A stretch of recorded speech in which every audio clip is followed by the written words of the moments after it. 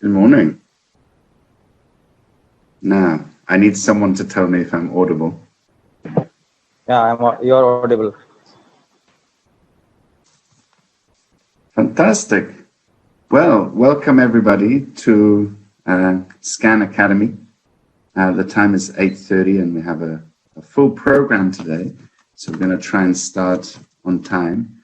But I just wanted to take a few minutes to say a few thank yous and also to highlight some of the progress we've made, old dogs and new tricks.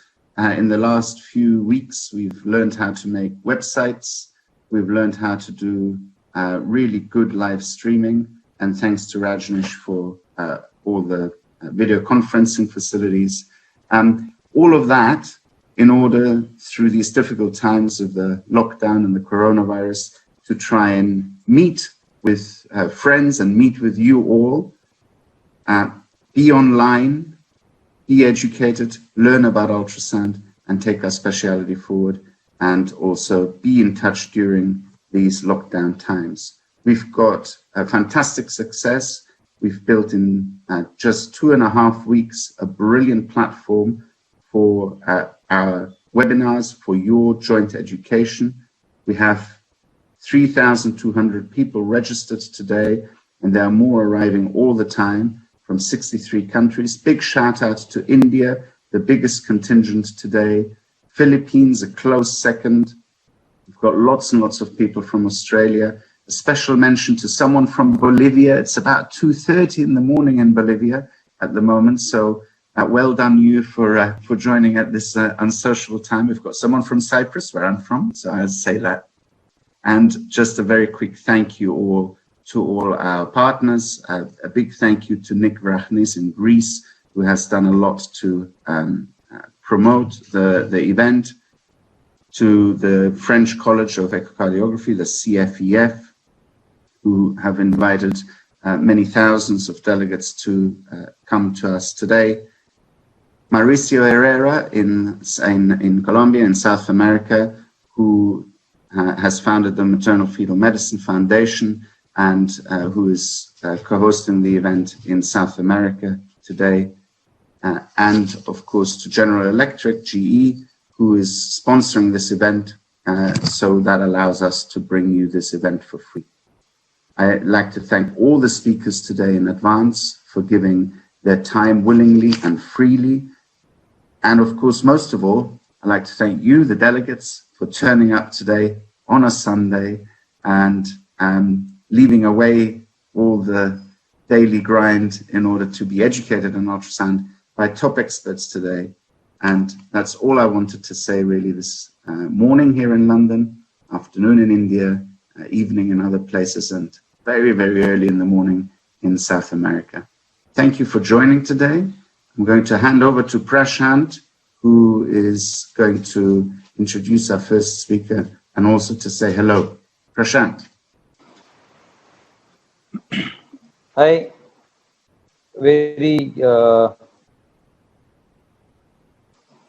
Hello. I'm Prashant here, and very good afternoon in India, very good morning in South America as well as the European countries, and very good evening in the Australia, New Zealand, and eastern part of the world. Now, thank you very much for all the delegates for joining to this webinar, which is one of the important webinar, and we'll have at least 5 of the webinar in series coming up every alternate week. So we will try and make you learn about what new things in the recent topics we are going to discuss. Now, let me introduce Simon Marr. I know all 3,200, those who have joined right now is well known to Simon Marr. And Simon Marr is a consultant sonologist at Perinatal Department, Mercy Hospital for Women at Melbourne. He also serves as a medical director of Monash Ultrasound for Women, where he oversees a team of 50 sonologists, sonographers, genetic counselor, and which is primarily working in the southeast part of Melbourne. Dr. Marr has dedicated 25 years of his team as a director and teaching and lecturing in obstetric and gynecological ultrasound, both locally as well as overseas. He has delivered over 700 lectures across 15 countries and more than 40 cities worldwide. In 2015, he was awarded the Sonologist of the Year by Australian Society of Ultrasound in Medicine, what we call as ASUM, in recognition of his commitment to hands-on training within the hospital at the Mercy Hospital for Women. He has published 70 articles as a peer-reviewed journal, including 15 of articles in last 3 years, focusing on the first trimester ultrasound and pregnancy screening and the diagnosis. Dr. Marr has described 5 original sonographic fetal markers during the first and the second trimester of pregnancy, and he is now focusing on his interest on aneuploidy and the embryo development from 7th to 10th week as we approaches the dawn of a new era of genetic screening via cell-free fetal DNA analysis. Dr. Marr has taken on multiple leadership positions. Early in his career, he was chair of Standard Practice Committee of ASUM, examiner and executive board member of ASUM, diploma of diagnostic ultrasound, and later as a council member of ASUM. Thereafter, he has served as a chairman of Victoria Obstetric Sonologist Group and on several task force and educational committee at EASWOG. Now over to you, Simon, for the first talk, Simon.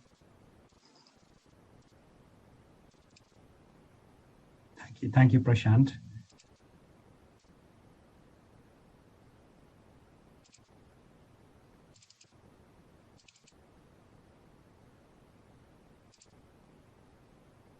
If I can check if you can hear me.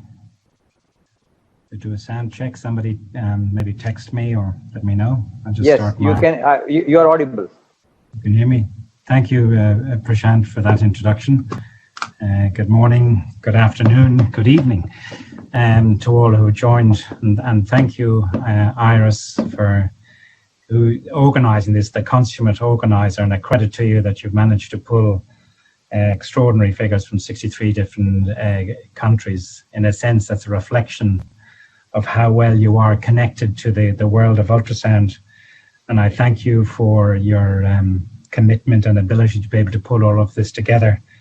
I'm just the guy who rocks up with the images, but you're the brains behind this. So thank you for pulling these webinars together, and they've been immensely enjoyable to be part of. And I might start straight into our first talk for today, which is the agenesis of or anomalies of the corpus callosum, which is a very important topic, a complex one, and one which poses many challenges for us.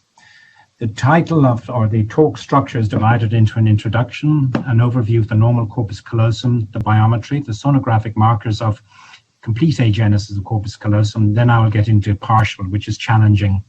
I will cover first trimester screening, diagnosis, inverted commas, question mark, in the first trimester of malformation of the corpus callosum.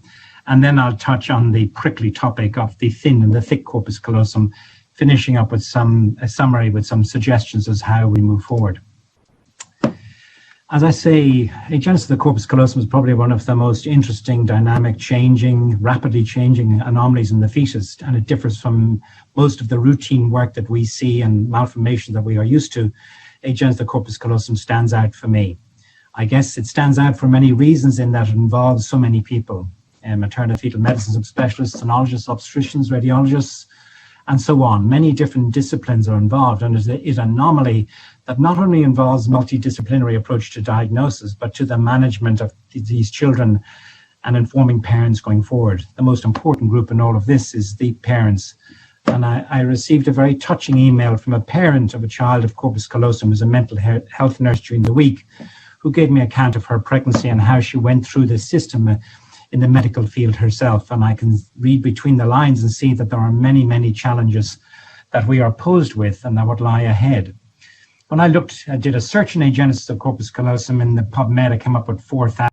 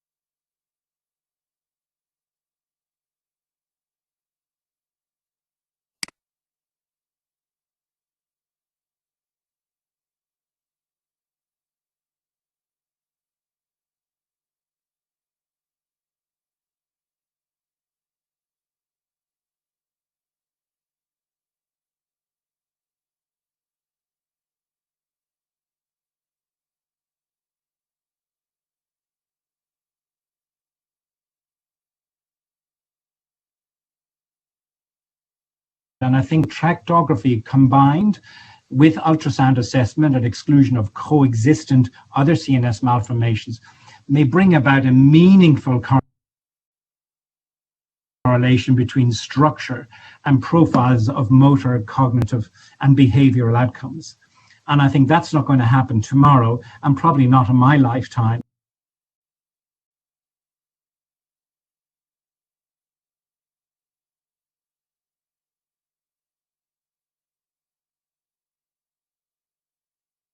But in a sense, it gives a little bit of a taster of what the challenges we are faced with in terms of counseling patients. Cutting straight to the chase.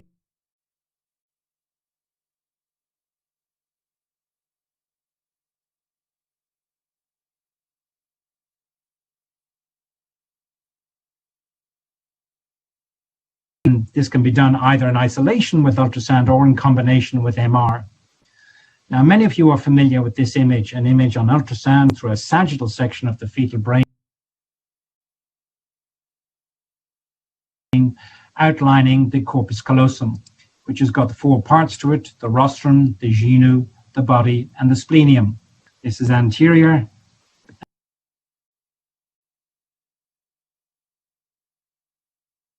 And this is posterior. From 2008 to 2018, we also recognize that the resolution of ultrasound has improved dramatically over this period of time.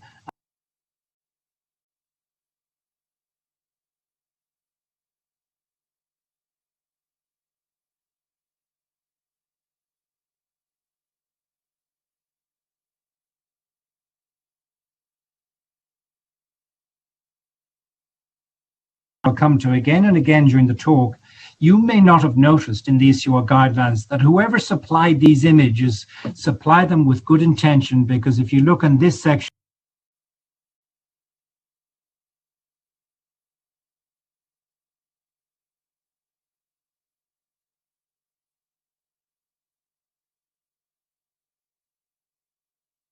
here, that's 3 o'clock and that's 9 o'clock, and that's perfectly transverse. You may not have noticed that for each of these sections that were taken for the transventricular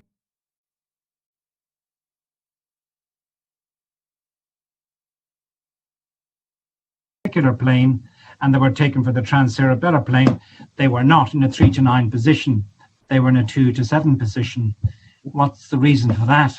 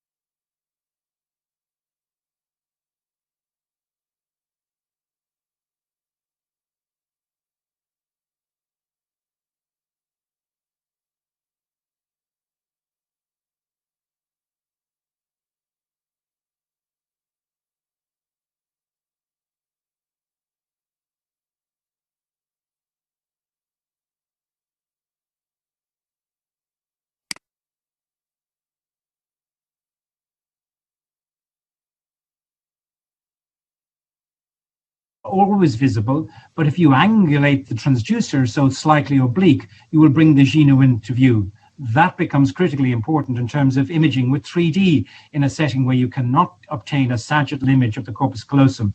If you're going to do a 3D volume acquisition, you do not want the head at 3 o'clock to 6 o'clock. You want the head to be oblique because you want to bring the genu into view. If you don't, you're wasting your time with 3D acquisition of the corpus callosum. The next landmark you bring into view is here, the medial wall of the lateral ventricle. Now, this is the critical point. In every scan that you do from tomorrow morning forward, it is important that you see the medial wall of the lateral ventricle converging with the leaves of the cavum septum pellucidum. That's such an important point, because it's the configuration of the anterior horns as one of the key landmarks in making a diagnosis of ACC. So here's our mark number 4, is our cavum septum pellucidum. Here's our geno, here's our falx. The other mark we're looking at here is the sulcus, looking back here, which you see in a sagittal section of the corpus callosum. So this whole structure here, in a sense, is the callosal sulcus, and that's an important landmark. So you have the anterior horns, the cavum septum pellucidum, the geno, the interhemispheric fissure, and the callosal sulcus. And if you see those landmarks in routine imaging, that is not included in the SUR guidelines, but it was a very nice letter by Laurent Guibon and colleagues, which was published in the White Journal in 2013. And that whole structure is referred to as the anterior or anchor complex, because it looks like a ship's anchor. You may also appreciate this in imaging in a coronal section. Similarly, here's your midline falx, which comes down to this point here. And here you have the medial wall of the lateral ventricle converging with the leaves separately here of the cavum septum pellucidum. And here is your callosal sulcus here. If you recognize those landmarks, you will make one step closer to making a diagnosis. The next point I want to make is how to image the corpus callosum. And this is another practical point. I would suggest not going to try, when getting corpus callosum, not to aim for a fetal profile and then wander from sagittal to parasagittal. That's not the way to obtain the corpus callosum. I would recommend in imaging the corpus callosum is you get the 2 echogenic lines, what I call the sandwich. So what you end up trying to come down from the falx is until you see the 2 echogenic borders of the corpus callosum, and this is the sandwich. So if you take the 2 echogenic lines here, and here's hypoechoic. Behind that, you will have your triangular cavum septum pellucidum. It's not rectangular, it's triangular. On axial, it may appear as rectangular, but in true form or anatomically or in the coronal section, you will appreciate it is triangular. And when you do so, you focus on the sandwich. And once you have that point in sight, you then fix your transducer, keeping it in view, and then you rotate 90 degrees. And that is by far the most reproducible method of bringing the full length of the corpus callosum into view. While you are setting your eyes on that structure, you are also setting your eyes on the vestigial point of the vermis of the 4th ventricle. Because you know if you have the vestigial point in view in the vermis, you are right in the midline central position. You may realize as you go slightly left and slightly right, you may bring the falx into view. Remember, the corpus callosum is not a singular structure in ultrasound. There's a corpus callosum on the left and there's a corpus callosum on the right. But it's really only with the high frequency endovaginal probes that you will appreciate that. And the corpus callosum in the middle has got a different appearance again. In fact, in a normal corpus callosum, there are 3 different sections that you're looking, and you can achieve that with a high frequency endovaginal probe. In the setting of a genesis of the corpus callosum, it is important, if I go back to this clip, when you look at the midline falx and drop it, you realize that it's interrupted at this point. Whereas in a genesis of the corpus callosum, it continues going all the way down. Why? Because the corpus callosum gone. Why? Because the cavum septum pellucidum is gone and the lamina terminalis. So one of the signs is that falx goes all the way down to the cyst, the midline cyst, or the roof of the 3rd or dilated ventricle. So that's normal here, and this is an abnormal configuration here. And then after that, it's looking at the normal corpus callosum with color. And we do use this, particularly in patients who are large BMI, difficult to see. You can't see the sandwich, you can't get the sagittal section. So you turn on color. And what you're looking for here is the pericallosal artery, which goes around the corpus callosum in a C shape. And radiant flow has been a nice advent in recent technology, because it allows you to demonstrate this vessel with greater ease when compared to routine power, and certainly not colored Doppler. I wouldn't be using for this small vessel. The next thing that's important from the point of view of normal anatomy is to understand the shape of the lateral ventricle. And I ask you a question. Do you know what it looks like? Would you be able to draw for me on an axial section what the lateral ventricle looks like? And I guess you may look a little bit puzzled because quite frequently when you look in this section here, all you see is the anterior horns, and mostly what you see is the posterior horns or the atria. What you don't see is the curve of the medial wall of the lateral ventricle, unless it's in an ideal position. But if you've never seen that in your life of imaging, or for those starting out early, it's important to understand what a normal lateral ventricle looks like, because it's the change in the medial wall of the lateral ventricle that becomes another marker for agenesis. But if you look at that sigma curve as you go back on the medial wall of the lateral ventricle, that's so important in understanding what normal is. These landmarks are not included in the ACR guidelines. Why? Because for many, that contour of the medial wall of the lateral ventricle is difficult to bring into view, but it is worth trying, because once you've seen it once, you will never forget it. And then there's the pericallosal artery, looking with other fancier technologies. And for many of the years, we used 3D, using 3D acquisition. But for a lot of this, really, radiant flow has replaced me doing the 3D acquisitions of the pericallosal artery. For the normals, certainly. For the abnormals, I would still use stick technology or either 3D acquisition. But it does demonstrate nice normal anatomy from a teaching point of view. And this is a stick acquisition showing the pericallosal artery, but there's also another vessel coming here, in which is the marginal callosal branch. Those may sometimes see two of those, and I'll have a separate slide on that. But it just shows you the detail which current ultrasound systems are able to display of the vascularity of the corpus callosum. And this is not in the third trimester. This is a patient at 23 weeks of gestation. So it gives exquisite detail of the vascularity. When you look at that particular acquisition, you may not have noticed as you went across from one side to the other, but the corpus callosum changed. I don't know if you realize that. But if I go back and acquire and slow this down for you, you will appreciate, maybe in the next clip, just let me check. No, it's not. If I just go back to this, if you come across on the acquisition, I'm going to freeze it. I'm on the right corpus callosum now. You see the sandwich, the hypoechoic center, the two echogenic borders. Once I go to the midline at the level of the falx, it changes in appearance and is a lot thicker. And I think frequently you see this in a normal corpus callosum. And in fact, this is the reason I went to a high frequency endovaginal scan in this patient, because I thought that this was a thick corpus callosum. But it was the mid-sagittal corpus callosum in the region of the interhemispheric region, not covered by the cingulate gyrus. And then you come across the opposite side and you can see that the corpus callosum on the left is thinner than the corpus callosum on the right, and the interhemispheric corpus callosum looks thickest of all. But this just shows you the power of an endovaginal transducer in providing those three different images of the corpus callosum as you go across, the right interhemispheric and left corpus callosum. And then there's the arrival of the other technologies, which is slow flow technology. And this has made it even easier than radiant flow. There are three key things which you need to know about slow flow Doppler if it is something you have available on your system. There are three controls, which is the maps of color, this is a monochrome map. It'll give you a little bit of directional flow if you want to use other maps, but in the setting of a pericallosal artery, I think monochrome is just fine. And for background, I would pretty much universally turn off. I don't want a filter, like a camera filter, that would darken the region of insonation. And then for radiant, I would almost always choose a maximum for the radiant. But this again makes it a lot easier in a screening or diagnostic context when looking at the pericallosal artery in patients where you're struggling in seeing the corpus callosum. With regard to the anatomy of the corpus callosum, I mentioned that there is the callosum marginal artery, and sometimes you will see a vessel going, a second vessel, and don't be fazed by that.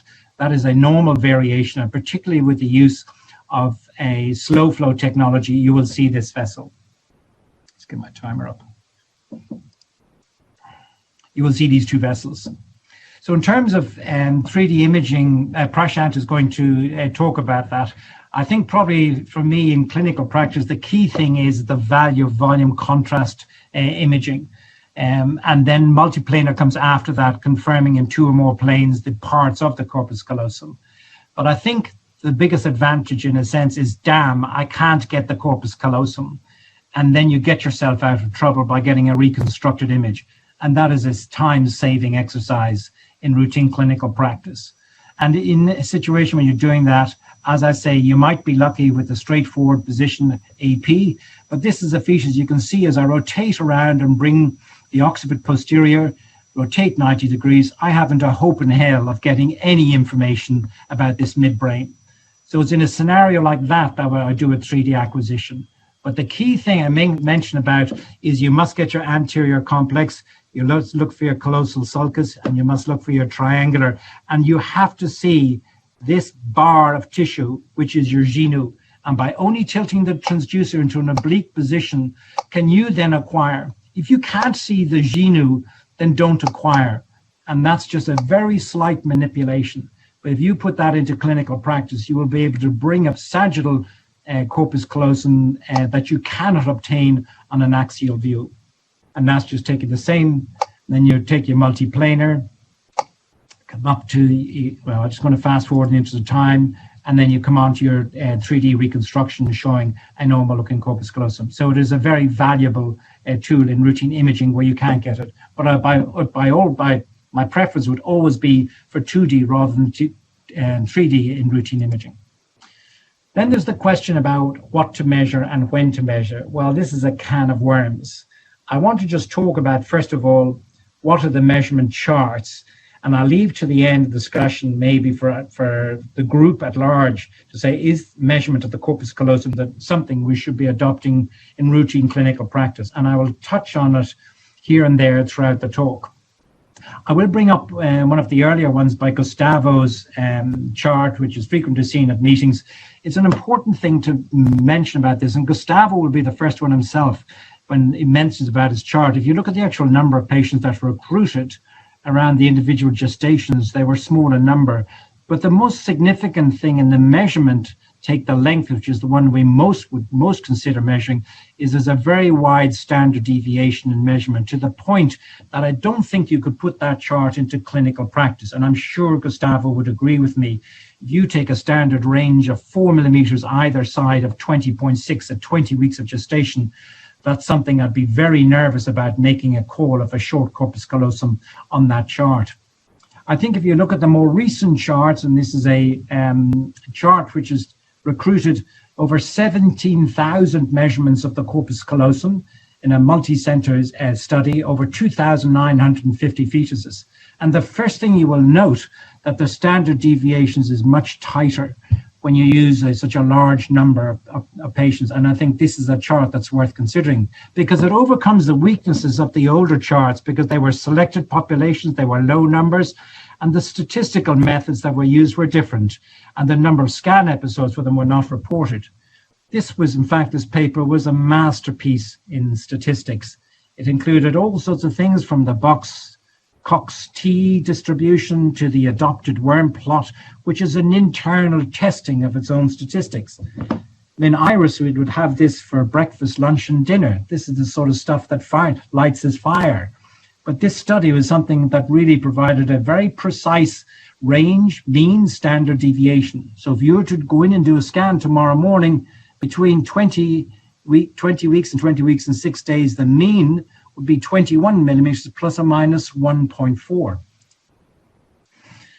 If you look at the actual point of where you measure, probably Rakic has been the definition of the most anterior point of the genu to the most posterior point. Again, you bring the genu into view, split image, you keep it in view, and you rotate 90 degrees. If you do that 100 times for your next 100 patients, you will master imaging the corpus callosum. And you ask yourself, well, should I measure it routinely, or should I measure the corpus callosum only in the event of seeing pathology? A little bit touching on the subject, I would say routinely, probably not. In the setting of central nervous system malformation, yes. If it was isolated and borderline, well, then it raises all sorts of questions. And we'll come to that in the subject of counseling.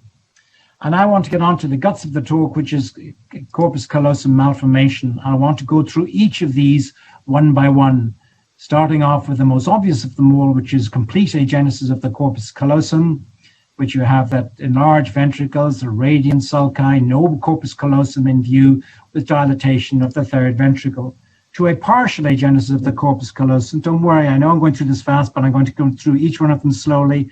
With a partial agenesis of the corpus callosum, with a CSP present here with normal lateral ventricles, to a thin corpus callosum. Again, fix on the very thin 2 echogenic lines, so you're absolutely certain it's the corpus callosum, and then rotate on that point, and then the thick corpus callosum. So I'm going to cover each one of these one by one, listing the sonographic appearances of complete, partial, thin, and thick, and then finish up with some summary and some comments. So the facts and figures is this information is available in any standard textbook, and I won't spend too much time on this. I would like to stick more to the imaging and the clues and the tips and the tricks. In terms of what the incidence of agentic corpus callosum, I don't think anybody really knows, unless you go and image the entire population will you have an understanding. The figures quoted in the fetal population really are very wide, what's been reported in the literature from 1 in 200 to 1 in 5,000. And we do know probably the most important thing about it is the association with genetic abnormalities. And that ranges from reported series, anything from 12 to 33%, not only just of aneuploidy, but mutations, duplications, deletions, and genetic syndromes. So the first thing that you need to think of in the setting of seeing the corpus callosum, once you've finished imaging that, is a detailed assessment of the fetal brain, because it's a strong association with other brain malformation. It's strong association with malformation outside of the brain, and it's a strong association with genetic anomalies that are, many of them have got peripheral signs and other organ systems. Don't forget, however, that infection is not an uncommon cause of agenesis of the corpus callosum and an ischemic event. Why does it occur? Well, there's, like anything the rare as this, there's uncertainty, different theories, absence of the massa commissuralis, which doesn't allow the bundles to the corpus callosum neurons to cross. And that leads to the formation of the bundle of pros, which in a sense is the commissure that's bundled up on each side of the hemisphere. And that would be the most common. The others is where the actual neurons fail to develop, and that would be in Walker-Warburg syndrome. So in Walker-Warburg syndrome, you will not see a bundle of Prost. And then there's the other theory is that the midline cysts are the primary problem. And that's an important point, because midline cysts are so common in agenesis of the corpus callosum. It may well be it's that the midline cysts that are the culprit that stop the axons crossing. Whatever it is, there's a wide distribution of how agenesis of the corpus callosum will present. And like anything, you want to find out what is the genetic overview of any fetal malformation, go to Google, type in gene reviews plus agenesis of the corpus callosum, and it'll bring you to the core information that you need to know with regard to the genetics. So what would I do tomorrow morning on making a diagnosis? I'd go to a fetal neurosonogram. I'd exclude a Dandy Walker, would be top on my list. I'd do a fetal echo because I know of the association with tetralogy of Fallot and double outlet right ventricle. And then I'd go on and offer invasive genetic testing. If the CMA was normal, then we would consider exome sequencing. In terms of the value of MR, I might let Nina cover the value of MR in this setting. And then the biggest challenge of all is to refer the patient off for genetics and counseling. With regard to the first trimester, neurons start at 6 weeks of gestation. They cross on about 13, begin to cross at 13 weeks of gestation. By tensor MRI and postmortem studies at 15 weeks, we're seeing the neurons cross. The CSP first becomes visible at 15 weeks, and the corpus callosum is really generally formed by 18 to 20 weeks. So is it a diagnosis you make in the first trimester of pregnancy? Well, I don't want to spoil the fun. I'll wait until we come to that section. So how could I go into work tomorrow morning? What are the things or markers that can be of value to me in bringing me to a diagnosis of agenesis of the corpus callosum? Well, first of all, for complete, is the absence of the CSP. And you look at a nice review by Marson Whitecheck, which is a large number of 30 of agenesis of corpus callosum, that the cavum septum pellucidum is absent. Separation of the frontal horns, parallel medial lateral walls, mild ventriculomegaly, colpocephaly, dilatation of the third ventricle. After that, an interhemispheric cyst, separation of the cerebral hemispheres, and then the continuity that I was mentioning of the falx right down to the third ventricle. And for these are the sagittal imaging. So all of these here are the indirect markers that make you suspicious that there's agenesis of the corpus callosum. You then move to sagittal imaging, looking for absence of the corpus callosum, radial distribution in the third trimester of pregnancy, or radiant sulci, or the radiant anterior cerebral artery, because the pericallosal artery is absent. So let's run through these markers one by one, how they appear. And I'll do this with the aid of diagrams. So if we start here, these are all the sections which occur, and this is why it's so important, the issue of guidelines, because if we look at these individual sections, we will identify these markers on the right-hand side of the screen. The plane that's of least value of all is the transthalamic. It's the transventricular plane that is the most valuable. That should be transferred better. Sorry, there's a typo there. Let's move to the next. So let's start off with the transventricular plane. The first is, as you are coming down on an axial section through the fetal brain, what you will see here is a whole series of lines in the midline, and that will strike you as being abnormal. There are too many lines. So what happens in the setting when the corpus callosum is absent is the cerebral hemispheres pull apart, and you end up with excess fluid in between the two cerebral hemispheres. And what that does is it brings into view the midline falx. So you see the falx, the medial wall of the hemisphere, on the right and left side, you end up with 3 lines. Normally in a fetus with the two cerebral hemispheres held close together, you will see a single line. It won't strike you. That's a very powerful marker for agenesis of the corpus callosum by seeing those 3 lines in the midline. Bottom right hand corner, similarly 3 lines, and the separation, it's most obvious in the middle 1/3 of the brain, less so in the anterior and the posterior 1/3 of the brain. And similarly in this case, there are even more lines. Why? Because in this case, you come across, you see the midline falx here, you see the cerebrum here, midline falx here. But there's another 2 lines, because as you scroll across, you see there's a dilated third ventricle, and frequently that dilated third ventricle goes quite superior, and you will see multiple lines. So a trilaminar or 5 or 6 lines may be the clue. Then you come down a little bit lower to the level of the cavum septum pellucidum. Now normally you will see at the level of the fornices, you'll see 3 lines, and then you come up a little bit higher, you will see your box, which looks rectangular in an axial section, although in some it does look triangular. You see a box of fluid. That is absent, and that is probably the most consistent finding in complete agenesis of the corpus callosum. We come across here in the bottom left-hand corner, similarly, as we come down, sweeping at the level of the ventricles, back up and forth, there is no cavum septum pellucidum. Be careful, don't be fooled by this fluid-filled space posteriorly. That is not the cavum septum pellucidum. Why? Because it's too posterior. That's an interhemispheric cyst. And that is one of the reasons why a false negative diagnosis is made, because an interhemispheric cyst is felt to be a cavum septum pellucidum. And this is why it becomes so important to understand where the CSPSP should be here. Why? Because that's the anterior horn of the lateral ventricle. And if you remember, the anterior horn of the lateral ventricle should come down and join the leaves of the cavum septum pellucidum on each side. And there's your midline falx. This is far too far.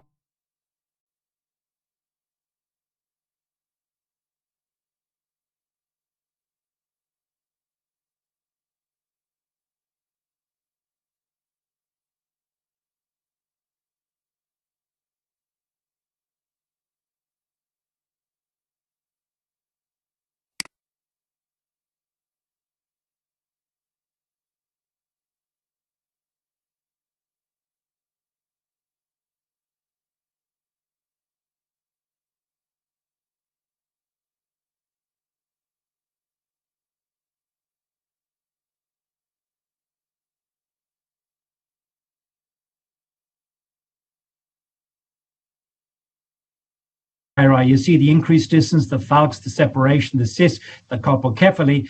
But what strikes you here is all these individual increased sulcations, a feature that occurs with agenesis of the corpus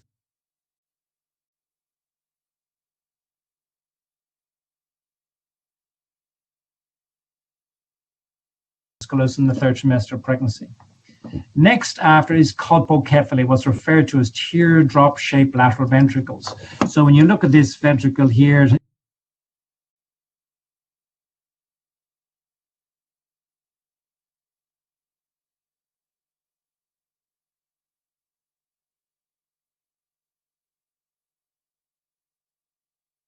it comes around and it narrows at the top, and this is described as being teardrop in shape.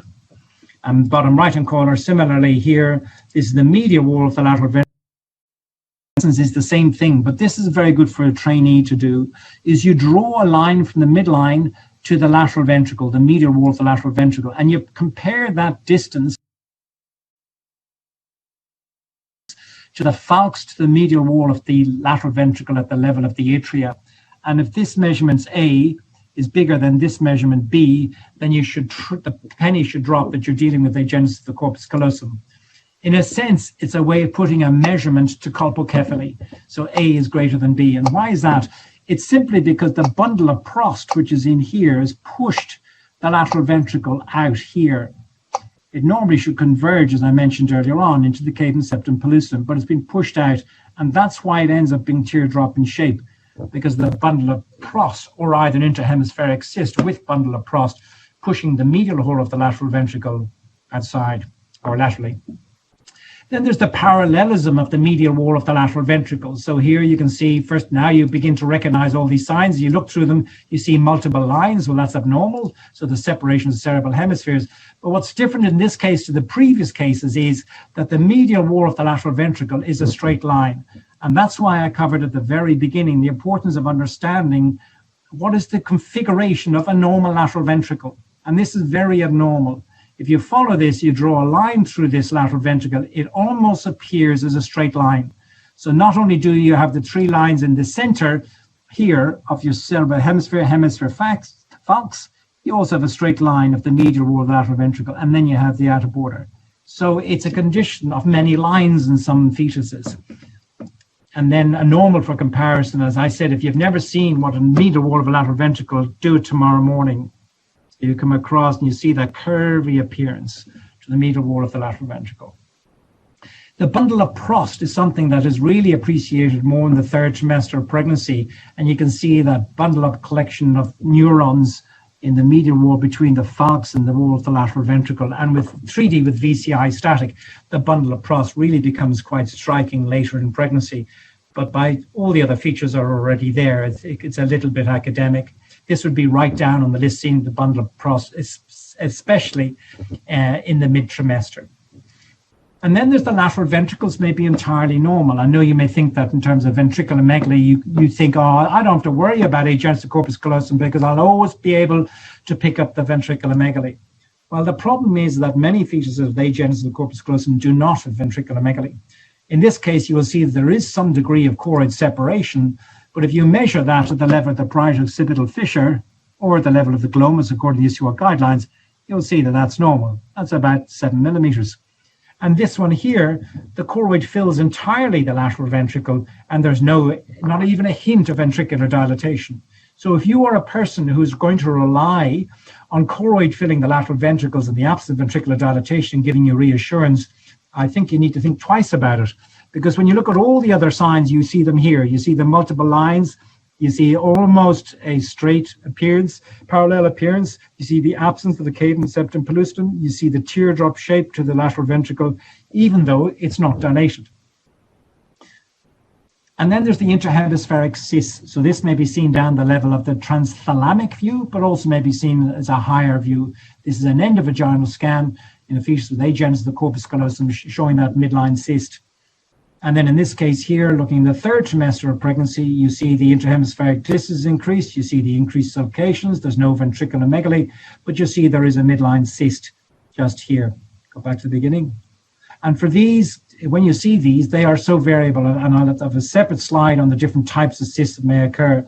And you can see that in many respects looks like a cavum velum interpositum. And you look at the Barkovich classification of cysts that occur with agenesis, there are 6 different subtypes of interhemispheric cysts, and I'll touch on that a little bit later. But if you ever see a cavum velum interpositum, just make sure before you put that on your report that you've got a sagittal image demonstrating a normal corpus callosum, because an interhemispheric cyst is a very strong marker. And it may be variable in where it appears along the midline falx. It may be perfectly midline, it may be the region of the cavum septum pellucidum, it may be high up at the level of the ventricles, or it may be lower down on a BPD view. It's highly variable. And then there's the lipomas, which the other may see in an axial section. As you sweep through this head, it looks very striking. These may either be circular or they may be tubular nodular. And in this case, there's tubular nodular lipomas. For most of these, they are not seen at the second trimester. they develop later in the pregnancy. And Gustavo has written a nice paper looking back retrospectively on fetuses who had a diagnosis of lipoma in the third trimester, saying, actually, if you look back in retrospect for many of these, you will see there's a marker. Either the corpus callosum appears thickened, or either the actual morphology of the cadent septum pellucidum or the other markers that I've just mentioned are actually present. So, but you won't see these in the mid-trimester. They're really third trimester, and this is just a static image of a postnatal echo. Lipomas may occur in isolation with no agenesis, but they may occur frequently with agenesis. So when you see them, it does not mean that the fetus has got agenesis of corpus callosum. It means that you have to exclude agenesis of the corpus callosum. And then there's the transthalamic view, just showing the prominent third ventricle. If you just go back, and you can see the way it expands up here towards the cadent septum pellucidum, and in here coming down. This is a fluid-filled space, but as you come down in an axial section, you need to track that down to the level of the thalmi to see whether that communicates at the third ventricle, or either do that on a sagittal section. So after seeing all these axial markers, your next step then is to move to your coronal markers. And you come down here, you see your colpocephaly, you see your increased sulcations, and then there's no signs of a intrahemispheric fissure comes all the way down to the level of the third ventricle. There's no cadent septum pellucidum. And then on this image here, you then rotate to get into a sagittal. Before I do that, just to show you that same fetus with the lipoma, on coronal imaging here, you see all the increased sulcations here. And then you come down to this, you rotate from a coronal into a sagittal, and here's your midline lipoma. There was also lipoma in the choroid plexus in this fetus, giving that very dramatic appearance. And from then you rotate to a sagittal section, and it's on the sagittal section that you make your diagnosis. Here's a fetus at 23 weeks and 2 days, a gentle sweep either side of midline to obtain symmetry. And the important point is you're looking for is your fastigium here to make sure that you've got your vermis in view. So this is posterior, and you can't see any midline structure. And I have to say, it's always a hard diagnosis, agenesis of the corpus callosum. I always find the indirect markers as being the easy part of the job. Having confirmation that it's absent, it's always much more difficult making a diagnosis of anomaly where something is absent than when something is present or malformed. And that's particularly for starting out. You may be very anxious about that sagittal section because you may think quiet to yourself, simply, I don't have the right angle here. Maybe that's why I'm not seeing the corpus callosum. So it is difficult, but the presence of that sort of image with all the indirect signs will give you confidence that you are making a correct diagnosis. And then going from T2 to T3 becomes even more obvious, because you see that radial or sunburst appearance of the sulci, and they come, because the corpus callosum is abnormal, they come all the way down. These are all the sulci, which is very abnormal.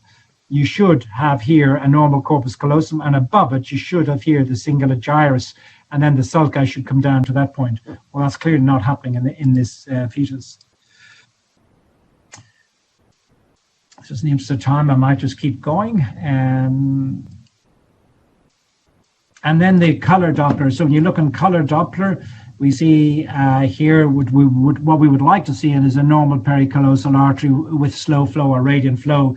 What we see here is our anterior cerebral artery, and it gives off irregular branches. It's referred to as being absent, but what you have is an anterior cerebral artery branching in a very abnormal pattern, and that's referred to as an absent pericallosal artery in complete agenesis of the corpus callosum. So then let's move on to partial agenesis of the corpus callosum. Now, this is a far more challenging diagnosis, and there's a nice paper that just appeared by Shen et al. In 2015, which is the largest series of partial agenesis of the corpus callosum.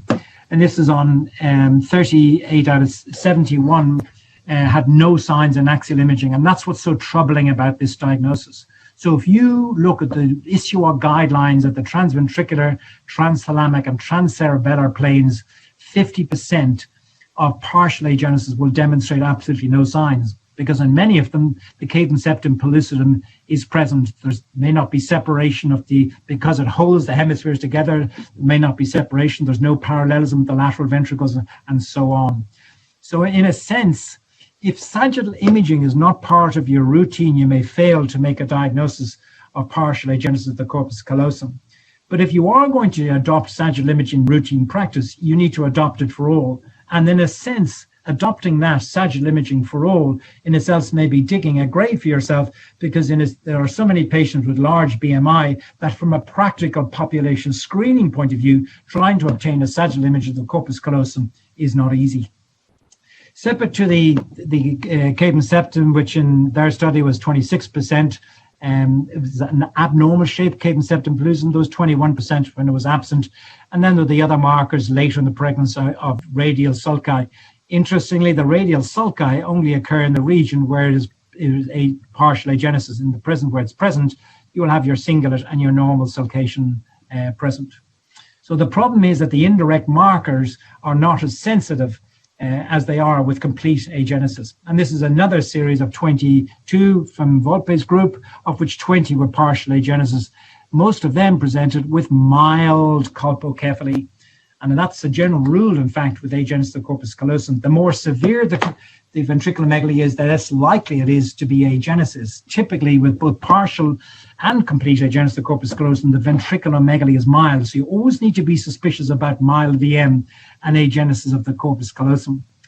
The scenario when we know that the corpus callosum forms from front to back, and therefore when you have partial agenesis, this part that's missing, well, there are other forms where in fact the posterior part forms and the anterior is missing, but that generally is a destructive ischemia or porencephalic cysts that occur that bring about the partial agenesis. It's a destructive process, whereas the developmental partial agenesis of the corpus callosum is the anterior portion that's present and the posterior portion that's missing. And that would be the vast majority that we would see in routine imaging. So you're really looking for the splenium and the posterior aspect of the body. And then there was this very nice paper by Rabbi Chawi, suggests what we need to do is to look at the configuration. And in fact, it was Mauricio who was the first to recognize this, was the width of the cavum septum pellucidum, that the abnormal configuration. Normally the cavum septum pellucidum has that sort of shape, whereas in agenesis it's wider than it is in its AP measurement. So this is anterior, this is the head. And it was Mauricio who recognized that it was the actual wide CSP that was a marker for the dysgenic corpus callosum. Rabbi suggested what to do was to measure the index, because he recognized that some were wide, some were short, and suggested what we need to do is reference it to the fetal head. And it noted the ratio was less than the 5th centile and 95%. And that is certainly gives me a little bit, and many others, a little bit of peace of mind that if we look a little bit more closely at the cavum septum pellucidum and pay attention to the configuration of the CSP, that our detection rate of partial, I think, will be a lot better than 50%. I think we will be very soon revising that 50% of indirect signs to, I agree with Rabbi, more like 95% if we pay attention to that CSP. So this is you tomorrow morning doing a scan. There's no ventriculomegaly. Nothing really strikes you as you swipe through the individual planes. As you look at the midline salix, you may say there's separation posteriorly, but as you go back to that cavum septum pellucidum, it doesn't look quite right. The shape of the cavum septum pellucidum, it looks wider than it is in its AP diameter. So the next step to doing that is to take in the same fetus, is to take a 3D volume. And you're taking a 3D volume, you then appreciate you come down to that cavum septum pellucidum that is wide and its AP diameter is short.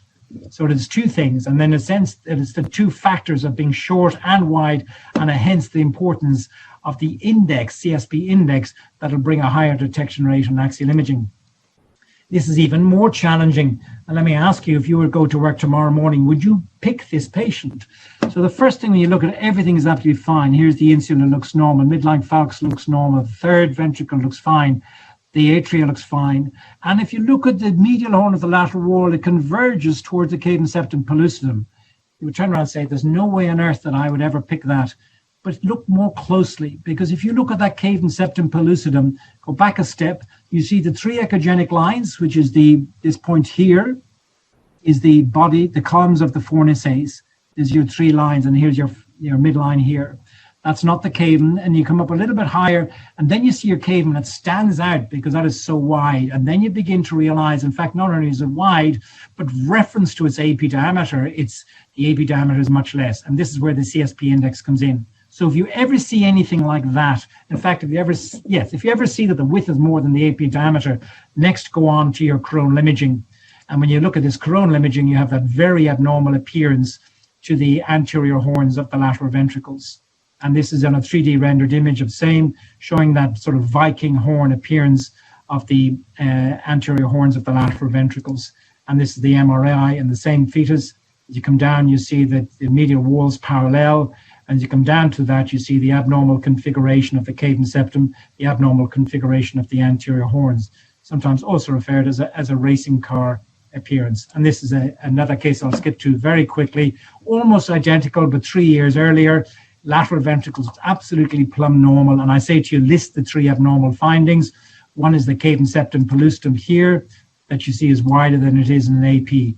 But the thing what's so troubling is when you see the very point I was making at the beginning, the medial wall of the lateral ventricle coming in, the falx looks fine, the anchor complex, the genu looks normal. And it is. It looks normal because, in a sense, all those components of the corpus callosum are present. When you then move to a 3DI VCI static, you see the only markers of the presence of an intrahemispheric cyst, and then that abnormal configuration of the cave and septum pellucidum that brings you to a diagnosis of this being partial agenesis of the corpus callosum.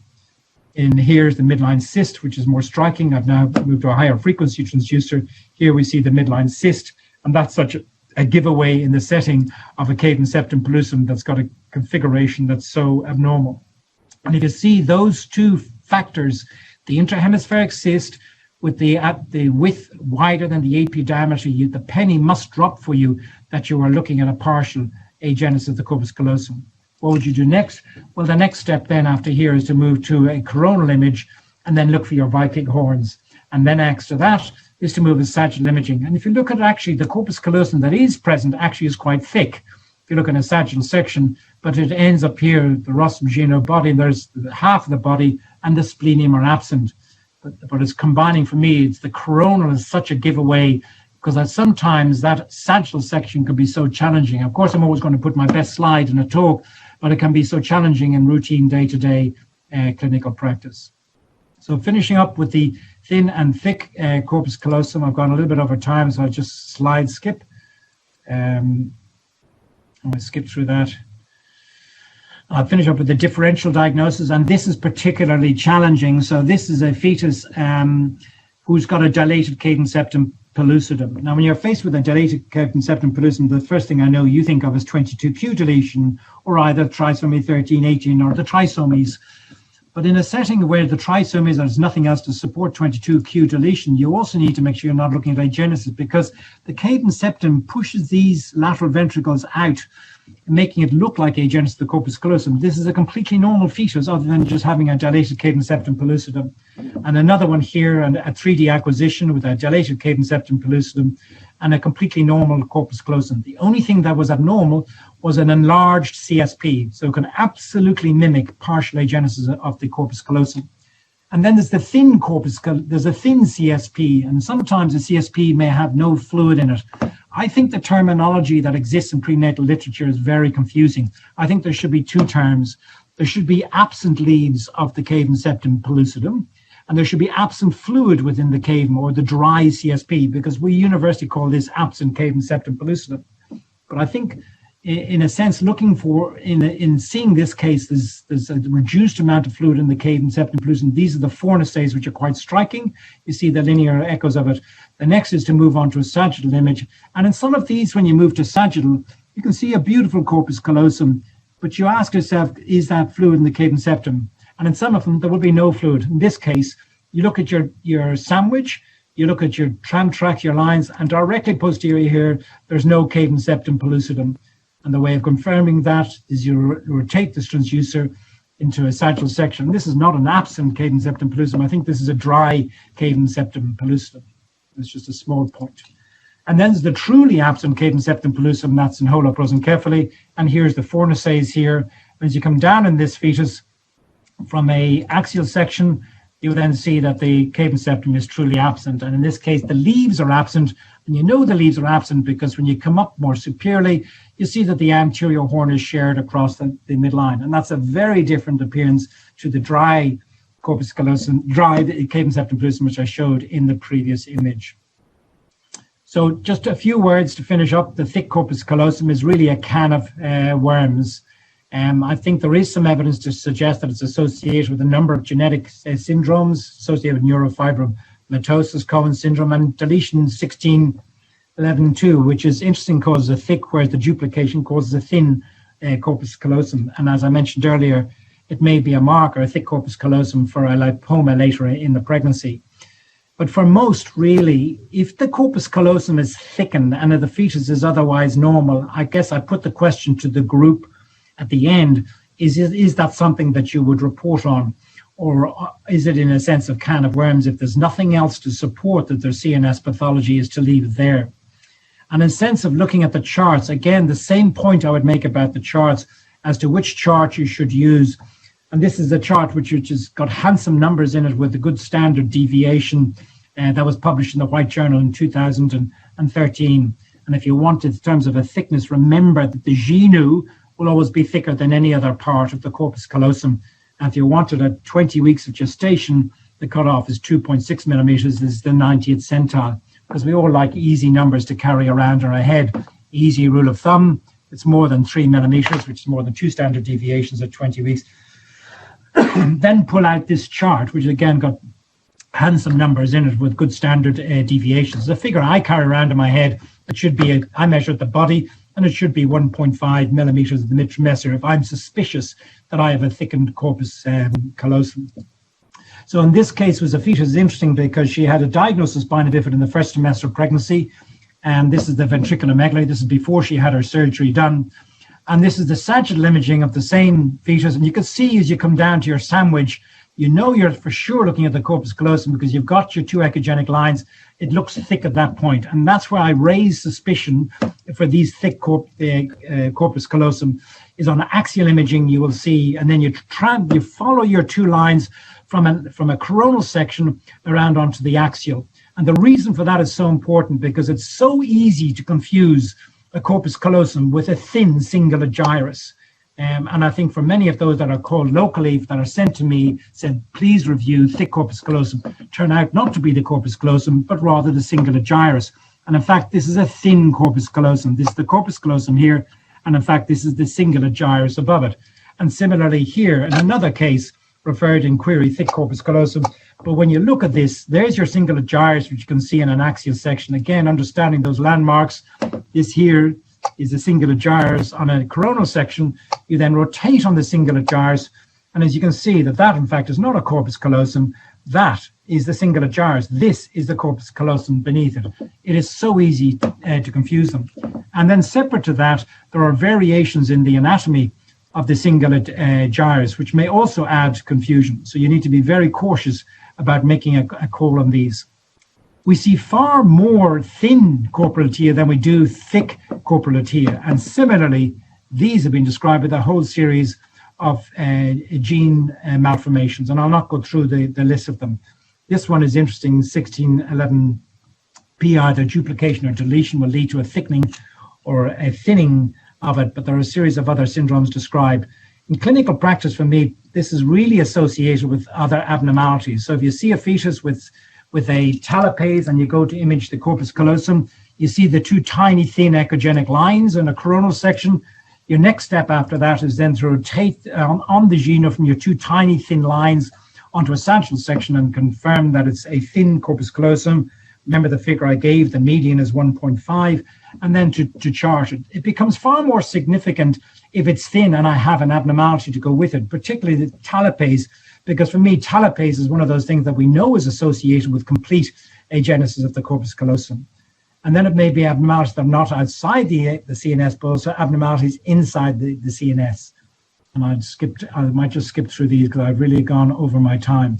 The most challenging of them all is this, in a setting where you have a corpus callosum, a cadence septum pellucidum, which you can't be certain about the configuration of. It seems slightly eccentric, but there was nothing else in a sense. The lateral ventricles were just within the normal limits. And then you see a corpus callosum that's thin at 34 weeks gestation. Well, how do you cancel this patient?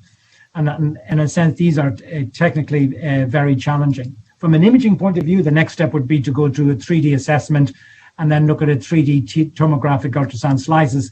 And clearly we can see that all the way across from left to right, corpus callosum, that we have a thinned a corpus callosum. And in a sense, if it's with a CNS anomaly, yes, I think we should cancel them. But in the setting of being isolated, I think it is a can of worms and open for discussion at the very end.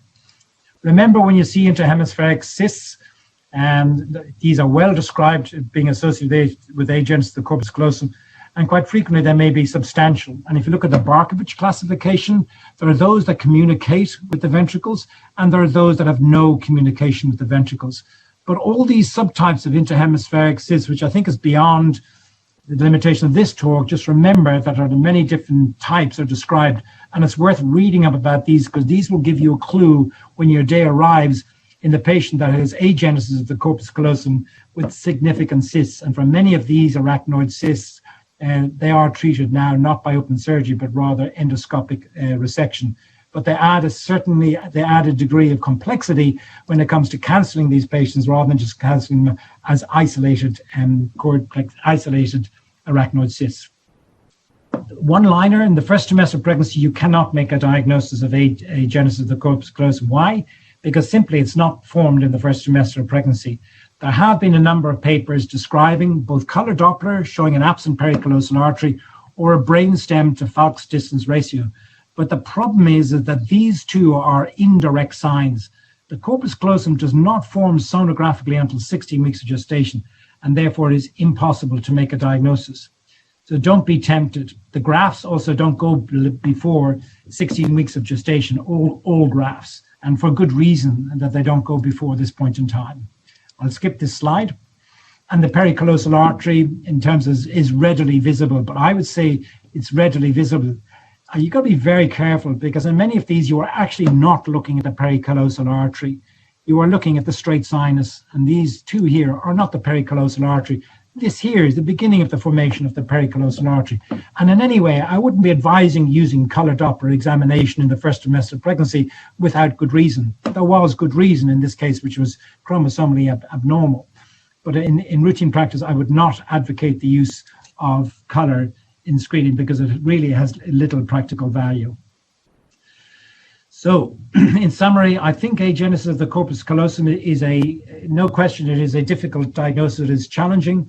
It is associated with central nervous system malformation, and you need to move towards looking at beyond a standard 3-section analysis. Needs to be a fetal neurosonogram, and you need to look for genetic syndromes and then adopt a multidisciplinary approach. I hope from a practical point of view, I've shared something that in an imaging, if you're starting out in practice, the best way to reproducibly obtain a corpus callosum is by obtaining an OFD and finding the geno your sandwich and rotating.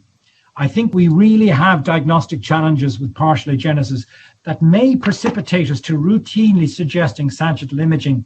But if we do that, we need to recognize, in a sense, that we may be digging a grave for ourselves by recommending that our practice, or any practice, routinely images in a sagittal section. If you recognize that in a sense, there may be false negative and false positive diagnosis with that approach. I think for the thick and thin corpus callosum, I think it is a can of worms. And if everything else is entirely normal, I'd like to put it to the group. I'd probably say nothing to the patient, because I don't think there is good data there to suggest that there is an adverse outcome either for the thick or for the thin if everything else has been normal. But I feel like walking on glass when I say that, but I might stop there and thank you for your attention. Simon, thank you for a comprehensive talk. And now I will request Karina Heratz to take over for the next talk. Let me introduce Karina. Karina is, first of all, she's very humble lady and very good friend of ours. She is senior consultant at Division of Ultrasound in OBGYN at Lis Maternity Hospital, Tel Aviv Medical Center in Israel. And she is specialist in OB ultrasound and with a fellowship in prenatal diagnosis and fetal neurology at Watson Medical Center, Tel Aviv University.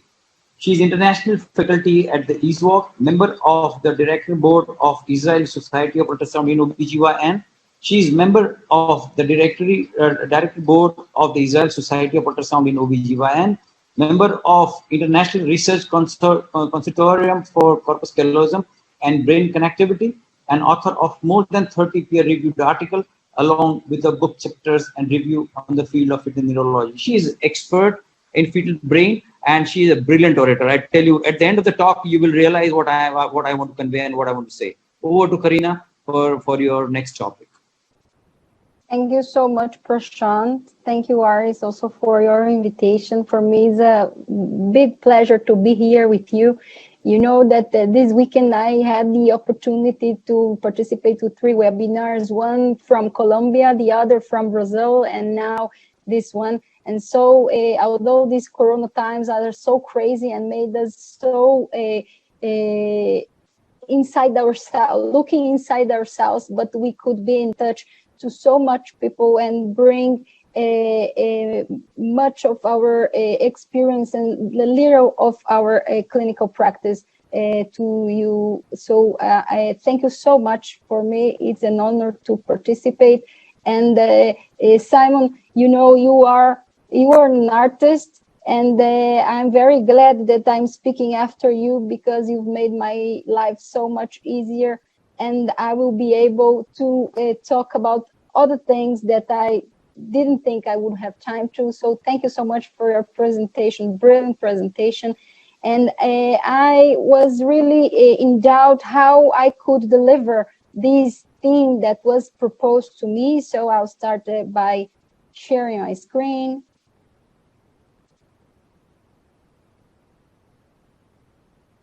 And I was, as I said, really in doubt what would be the best way to deliver this critical analysis of ultrasound and MRI in the differential diagnosis of the agenesis of the corpus callosum or the callosal anomalies at all. So I decided, after thinking a lot, I decided to bring to you really our practical approach. So a little bit of what we do on our daily practice, like you are entering our room in the Tel Aviv Medical Center together with Professor Gustavo Malinger, and how is the way that we think and we address these cases. When do we use MRI? What will be for us the contribution of MRI, and what will be for you the contribution of MRI? Because this is, I think, the most important point of the talk. Not the things that I am saying, but you need to do a very critical analysis of the level of your own ultrasound in your setting, and then you will understand what will be the final contribution of MR. So I start from the take-home message, and then we will discuss a little bit. So whenever we are facing a case of callosal anomalies, we need to ask ourselves some questions. I work a lot with posterior fossa anomalies, and there is this very classic paper of Catherine Garel in which she addresses the questions that we need to ask in order to get to the final diagnosis. And I think here in callosal agenesis also, in order to work and to make our workup organized, we need to ask ourselves and to work in a two-step approach. So our first step will be our first meeting with the patient. And these are the questions that we need to ask ourselves in the first time that we see the case. And then there will be the second step in the follow-up whenever we need it. In most cases, if we face a supposed isolated callosal anomaly. So our first 3 questions will be, is there corpus callosum? Is this corpus callosum complete? And is it morphologically normal for gestational age? And which tool will we use in order to address this question? Is the ultrasound, and we don't have to have a super high resolution. The higher resolution we have is the best. But I think with quite a okay machine, we will be able to answer those questions. And for sure, ultrasound will be the means of choice to diagnose the presence and the morphology of the corpus callosum much better than the MR, and we will address this issue. I remember Daniela Prayer hiding behind the curtain in the ISO Congress and saying ultrasound depicts corpus callosum much better than MRI does. And we agree, and we will show you why. So MRI will contribute for these questions in the settings that our ability to achieve the mid-sagittal view of the corpus callosum is low. And in many places it is, and it is fine. So I think it's not a problem or a shame to go for MR because you are not able to see and to address the corpus callosum properly. But with the tips and tricks that Simon gave you, I am sure that you are already experts on the field.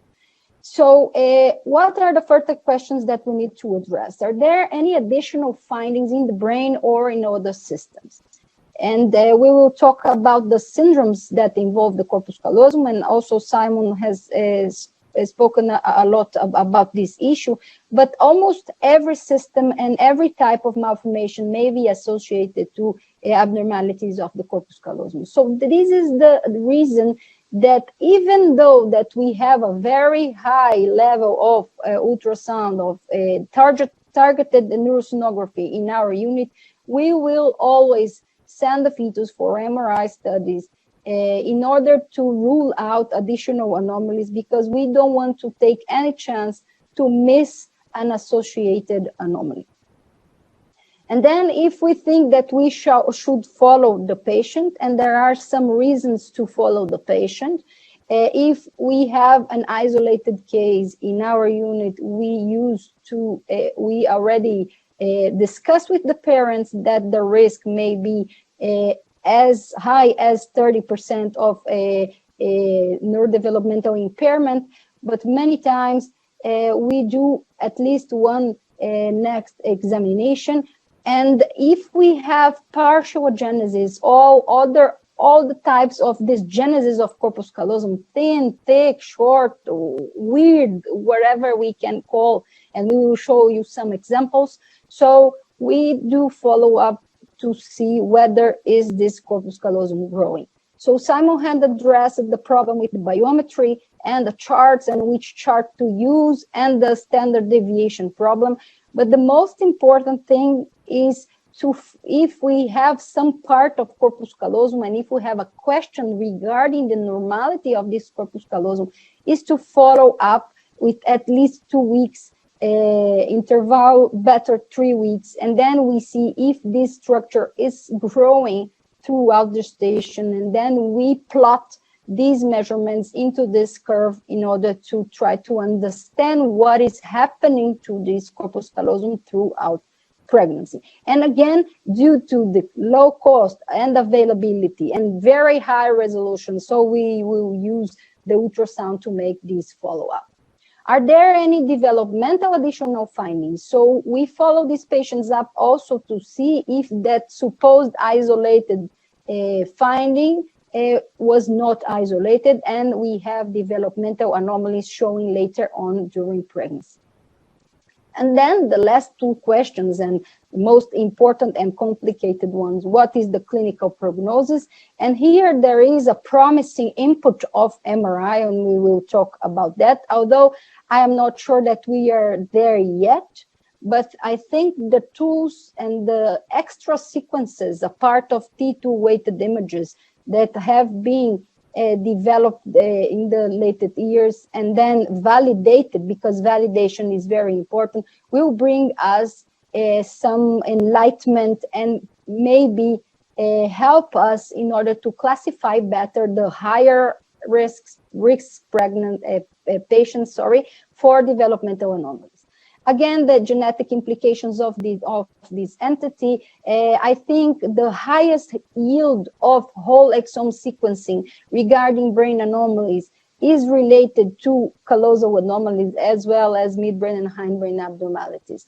But still, the rate of chromosomal abnormalities is very high, so we do sequential analysis. We will do microarray first, CMA first, and then if it comes negative, we store DNA, and we will do a whole exome sequencing analysis in order to better understand the implications of these entities. And we will talk also about the entities and the problems in the corpus callosum that are not genetic. And sometimes imaging are still not there in order to make the differential diagnosis. And unfortunately, the final diagnosis will be made only by pathology. So whenever we talk about ultrasound and MRI, it's very important for us to understand the power of our ultrasound tool. Regarding resolution and regarding the quality of imaging and our capacity to identify anatomical abnormalities, targeted neurosonography, good targeted neurosonography, and MRI T2 weighted sequences are quite alike.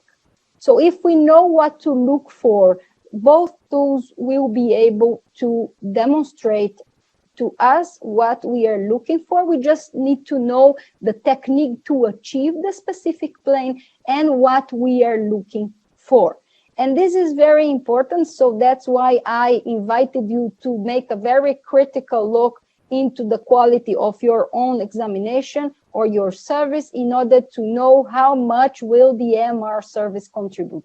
But again, if you don't have a good radiologist, if you don't have a radiologist that understands the changing of the brain throughout the pregnancy, again, the input of the MRI will be very low. And sometimes, although you have the image, you yourself will need to make the interpretation of the findings. We are very lucky to have Dr. Liat Ben-Sira in our service and her team, and she really contributes a lot for us in all settings, but very specifically in the callosal abnormalities setting. So the input of the MRI will be the best, the worst is the ultrasound, and the additional sequences will be the very important point, and we will talk about it.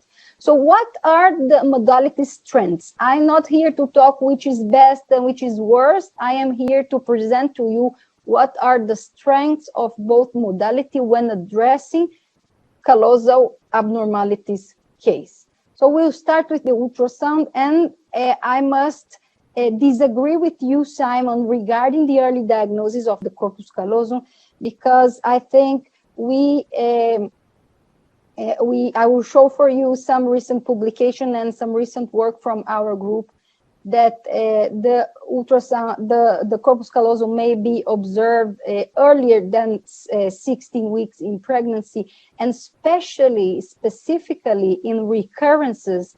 This is very, very important. So here, if we look to our fetal neuroimaging timetable, whether we use ultrasound, MR, doesn't matter. But these are the structures that we expect to see throughout the pregnancy. And very interesting to understand that all these structures will appear before 20 weeks.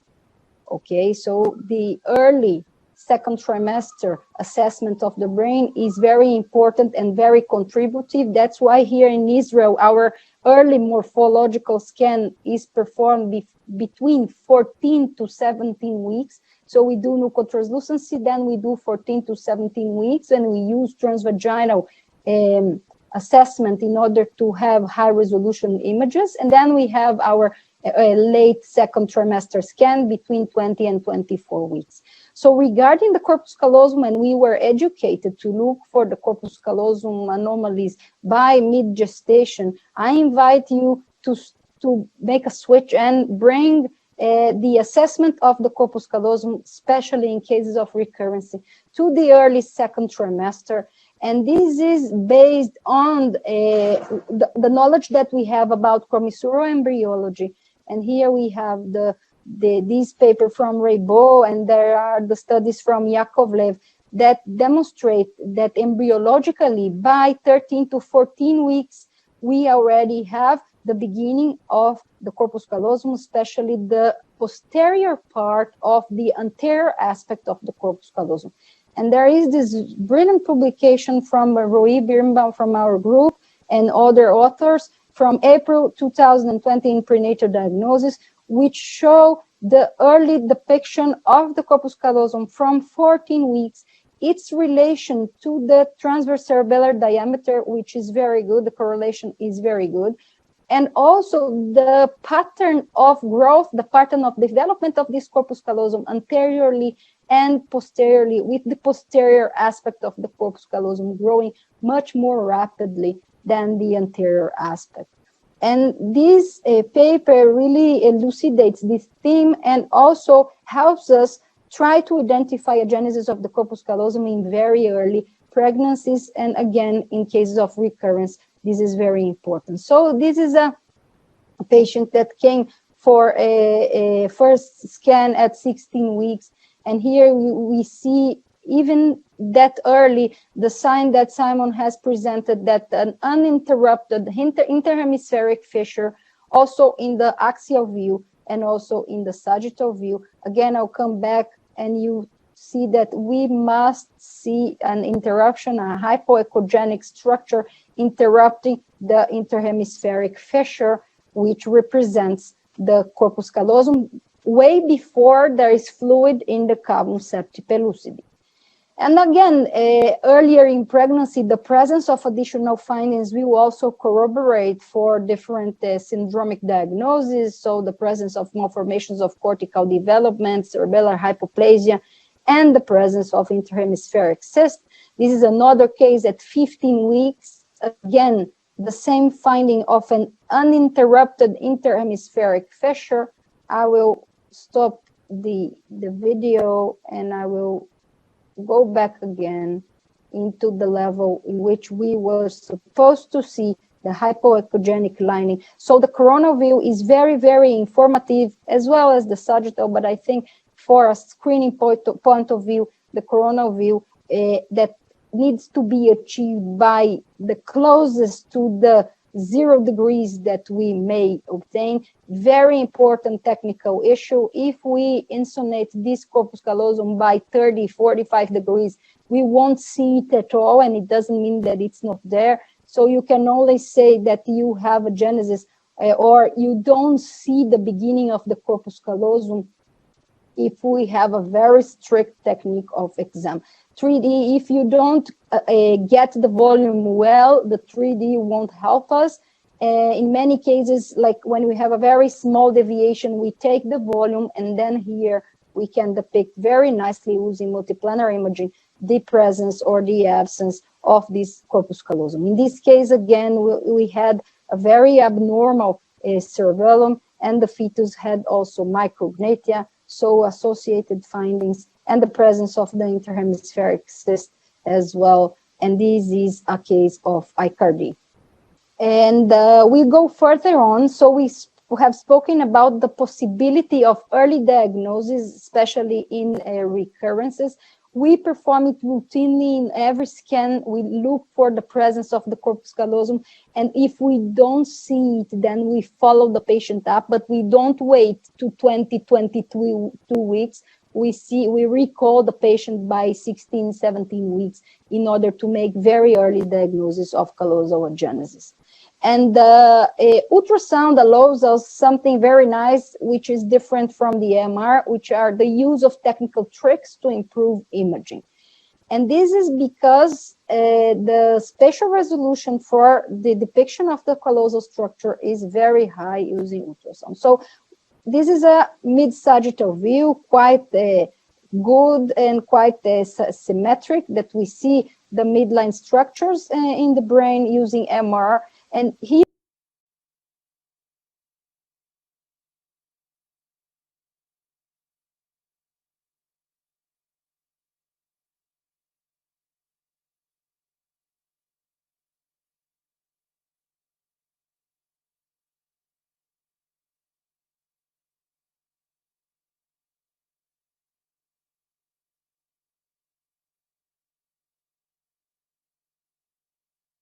there are some questions regarding the normality of this corpus callosum. Is this splenium normal or is it lacking? So are we facing a part? We lack resources in order to improve this image. Okay, and here you see the aspects that are problematic. But using ultrasound, because we can do free navigation and we can change our insonation technique, we can improve our callosal imaging. Here, if we do insonation through the anterior fontanelle, we will have the best depiction of the anterior aspect of the corpus callosum.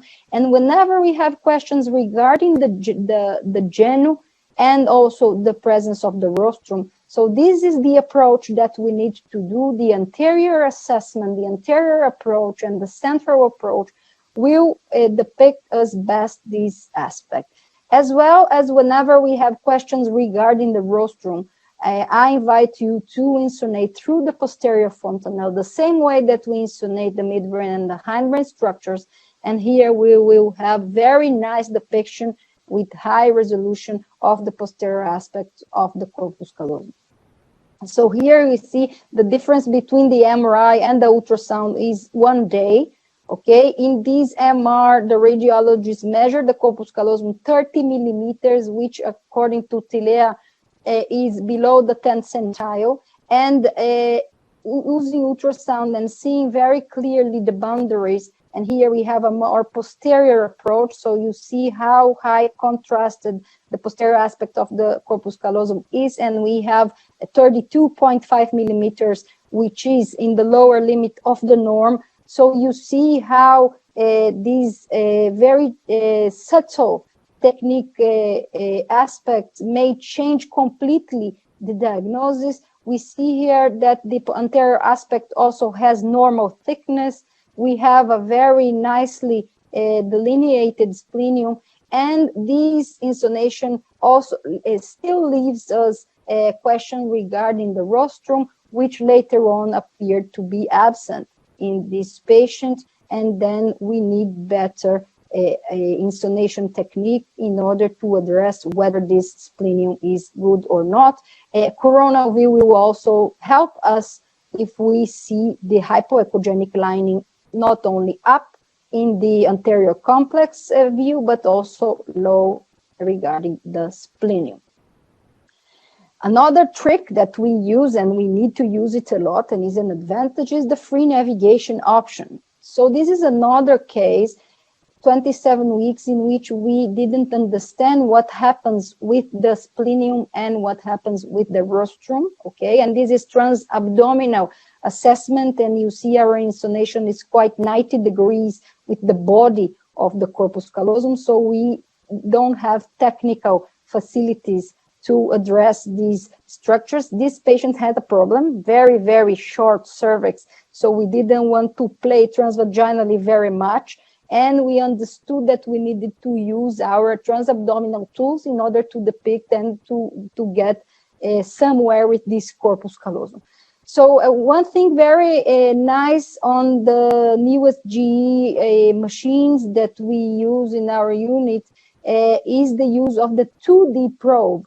So the 2D probe, the 2.9 has very, and the 1.6, they have sometimes very nice, they provide very nice imaging in breech presentations, especially when the BMI is not very high. And then, although we are transabdominal, we will be able to get some answers for our questions. So here, when we insonate through the posterior fontanelle, we see the presence of the splenium, although it seems a little thin, but it's not absent. And here we can see it very nicely.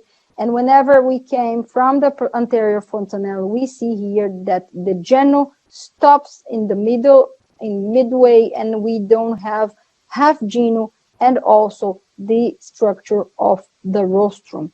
So these very easy technique, so it doesn't require too much a gimmick, but it really helps you to depict better and to see your cases. So this is the coronal view, which I told you. Again, the aspect of the anterior complex is abnormal. We have a wide corpus, a wide cavum septi pellucidi with a abnormally deviated frontal horns, and we see here the aspect of the superior aspect of the genu of the corpus callosum, and no hypoechogenic lining regarding the presence of the rostrum of this corpus callosum. So many times these coronal views are very informative. Sometimes also we see that the thickness of the corpus callosum is not even in both sides, and these leads us to the diagnosis of this genesis of corpus callosum. And we always need to think about insults whenever we see these abnormal thickness in coronal views of the corpus callosum. And here again, our mid-sagittal view of the corpus in this case, with the genesis of the rostrum. We thought about a mutation in the FOXC1 gene, which courses with isolated the genesis of the rostrum, and this fetus was tested for this mutation, which was negative. Making our lives much more complicated, whenever we don't have fluid in the cavum, we have problems. Because the secret of our very high resolution using ultrasound for depiction of the corpus callosum relies on the presence of the pericallosal artery and the presence of fluid in the cavum. Whenever we don't have the fluid in the cavum, sometimes our life is very, very difficult. And here you see that if we address the midline, and as Simon said, we see here the fastigium, although I'm not sure here we are in midline because we are not seeing the faults and we are seeing the cingulate gyrus, but we measured the corpus callosum 29. And we tried again, and again we thought we were in the midline, and we measured the corpus callosum 32. And then if we went a little parasagittal, we could even see a splenium much clearer, and we measured the corpus callosum 34. So sometimes these cases are very, very challenging, and the counseling will be complicated. And what we recommend is, a part of doing MRI complementary is also following these cases up, because this is very, very important. And in these cases, the use of 3D multiplanar imaging, I'm sorry, I'm giving a lecture, I'm sorry. 3D multiplanar imaging will help us, and I will leave to Prashant to address the 3D multiplanar. But you see, in many cases that we think that we are in the midline, if we take a volume in this place, at this spot, and we look at the dot is placed not in the midline, but a little tilted. And if we see here the C-plane, our Fox is completely diagonal. So in this case, I really invite you to take volumes and to be sure that we are in a real midline, and then navigate within the volume to be sure where you are located and what is your specific problem regarding the corpus callosum. What happens with Doppler? So Simon has shown you very nice images using a slow flow and the newest modalities of Doppler. I will show you real cases, and in many cases the Doppler will not be very, very beautiful, but it helps.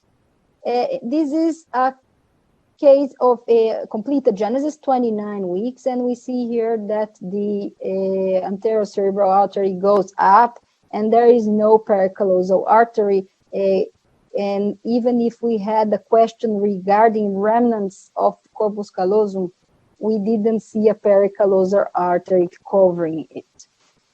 But what happens in our partial agenesis of corpus callosum cases, or in the other cases, weird cases, thin, thick, whatever?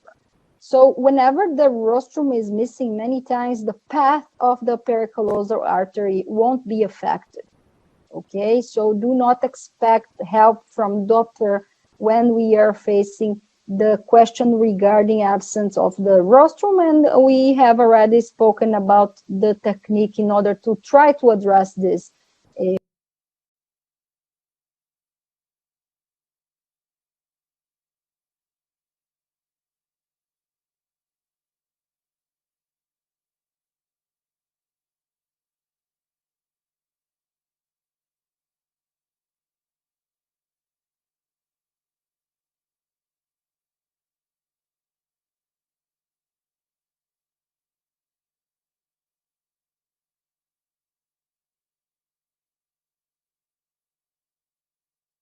There is no fluid in the CSP and the cavum verge, but the real corpus callosum ends here, and we have a very short and probably with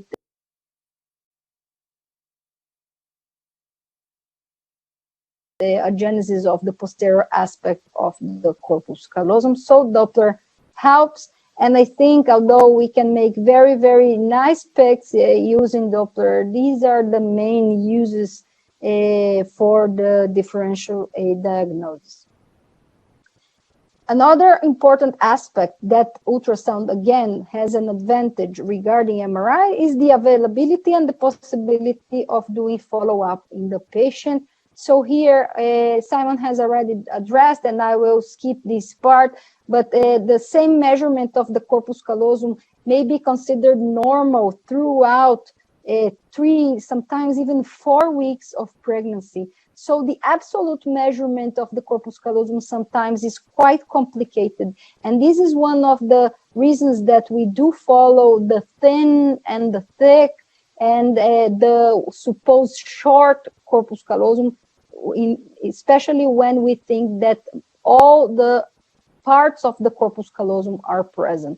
So we give opportunity to this corpus to show its potential and to show its growth throughout pregnancy.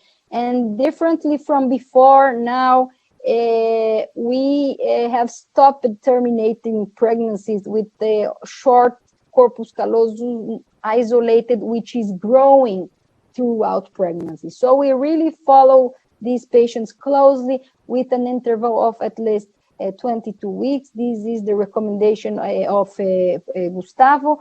And we really stopped, I think, doing erroneous interventions in these pregnancies, and these children are doing well. Although you know that we still don't know regarding prognostication what happened to them in their adolescence or adult life. I will leave this talk for Aris regarding counseling and prognosis.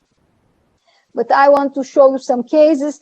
Does follow-up matter? We have here 23 weeks partial agenesis of the corpus callosum.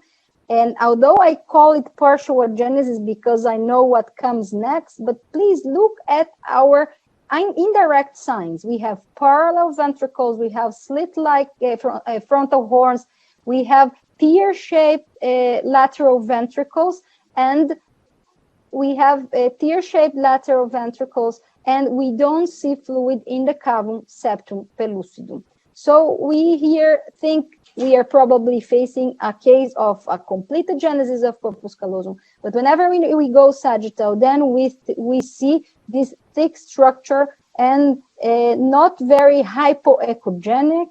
Okay, we don't know, this is 23 weeks. We don't know for sure whether this is transabdominal view. As you can see, the fetus was breached position and we couldn't change its position. We don't see whether we have here rostrum or not. And you see the use of the Doppler also sometimes helps us in doing biometry. So here we see biometry. We see biometry using Doppler of 15 millimeters, and without Doppler we have a biometry of 19. So sometimes also when we don't know where does this corpus callosum end, Doppler will really help us depicting the boundaries of the corpus callosum. We follow this patient up, and this is 27 weeks. The appearance of the thick corpus callosum seems quite the same, although here we seem to see a posterior aspect of the corpus callosum.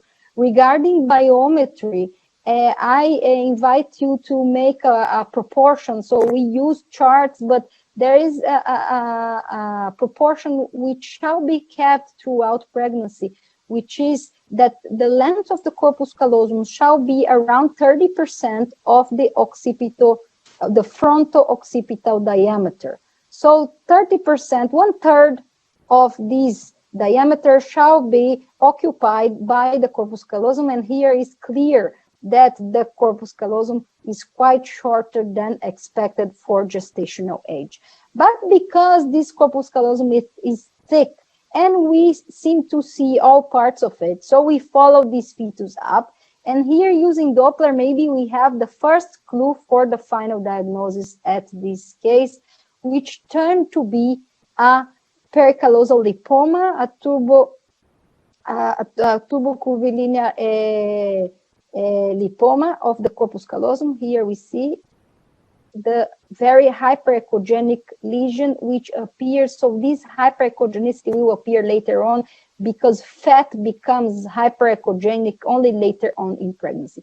But a part of the final diagnosis of the tubulonodular lipoma, I invite you to look at the corpus callosum. It changes its aspect from thick and even a little echogenic to thinner and hypoechogenic as expected. Even we can tell this corpus callosum is thin for gestational age, apart than short.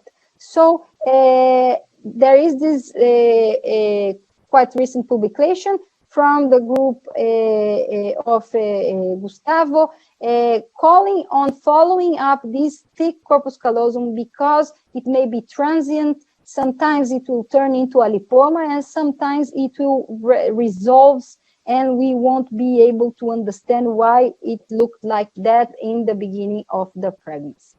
Another aspect of the ultrasound is the high resolution, anatomic resolution, and for the look of associated findings in 65% of cases. And this is very important. So not only the MRI will be the tool for the search of an associated finding, but also the MRI. And whenever we need to look what to look for and which syndromes we need to address, I invite you to read this crazy paper of Timothy Edwards and Linda Richard regarding just a moment. תסגרי את הדלת בבקשה. תסגרי את הדלת, תודה. I'm so sorry, I'm here in the middle of my clinic, so I apologize. And here we have this very, very crazy paper of Edwards and Richards because it takes like 3 weeks to read it, and it describes the 4 groups of syndromes that are associated regarding the embryological mechanism to callosal agenesis. And I don't think we will be able to understand all of them, and they address barely all systems in the fetus. So we need to scrutinize the fetus in order to look for associated anomalies. There are the anomalies which are more common and the ones that are less common. And we need to understand that although we make genetic assessment and we make a very, very good imaging, by 50 to 70% of the cases, sometimes we cannot give a name to the syndrome or to the entity that it's affecting the fetus. And it's frustrating, but it's important that we explain to the couple this issue, because whenever they go for termination, they go then for genetic analysis and for pathology, and they sit and wait for a response. We need to make them expect reality and not to dream about some expectations that we cannot fulfill. So whenever you use ultrasound to address additional findings, what can we look for? And I opted to present you some cases of malformations of cortical development, because I think this is one of the fields that people say that MRI will contribute the most, and indeed it does. But whenever we know what to look for, ultrasound will also identify malformations of cortical development. And here we see a fetus with a complete agenesis of the corpus callosum. And if we compare the medial aspect of both hemispheres, we see one side is quite smooth. This is 28, which I expected to be a little more gyrated. And here we have a very, very irregular aberrant sulci. So this is a case of hemimegalencephaly associated with agenesis of the corpus callosum. And then we are going earlier and earlier to see if we are able to identify MCDs associated with agenesis of corpus callosum in earlier pregnancy. And here we see abnormal operculization associated with complete agenesis of the corpus callosum. And here again we see the very thick brain parenchyma and the abnormal sulcation in a case of dyssencephaly. This is Miller-Dicker syndrome. And we can go even earlier, and we go back to our first case at 16 weeks, when we didn't see the corpus callosum interrupted the interhemispheric fissure, and we can identify heterotopias very early in pregnancy. And here also abnormalities of the midbrain and hindbrain structures. And now we get finally to the MRI, and we are going to talk about the strengths of the MRI. So MRI for sure overcomes the ultrasound artifacts and has much higher contrast in T2 imaging, and we know that. So it makes much easier the identification of anatomical abnormalities than using ultrasound, although it does not preclude that. So here I will demonstrate to you a case of complete agenesis of the corpus callosum at 28 weeks. You see the very irregular ventricular walls, very thin brain parenchyma, and the surface is quite smooth, although the interior aspects of the ventricles are very abnormal. Here we see shallow and aberrant sulci, and here we see serrated aspect of the frontal lobe. Here we see projections inside the ventricles, which are compatible to paraventricular nodular heterotopia, and very, very irregular ventricular walls with abnormal verm.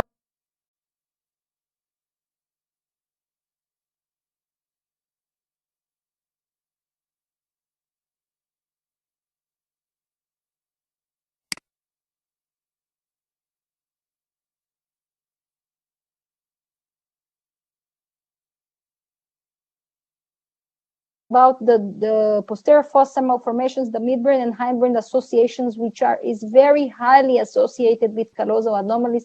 But I invite yourselves also to do a very strict imaging of the eyes, the fetal eyes. And here we have a fetus with asymmetric of the eyes in ICARD syndrome. Regarding the assessment of the association of callosal agenesis and the presence of interhemispheric cysts, please always try to rule out ICARD features.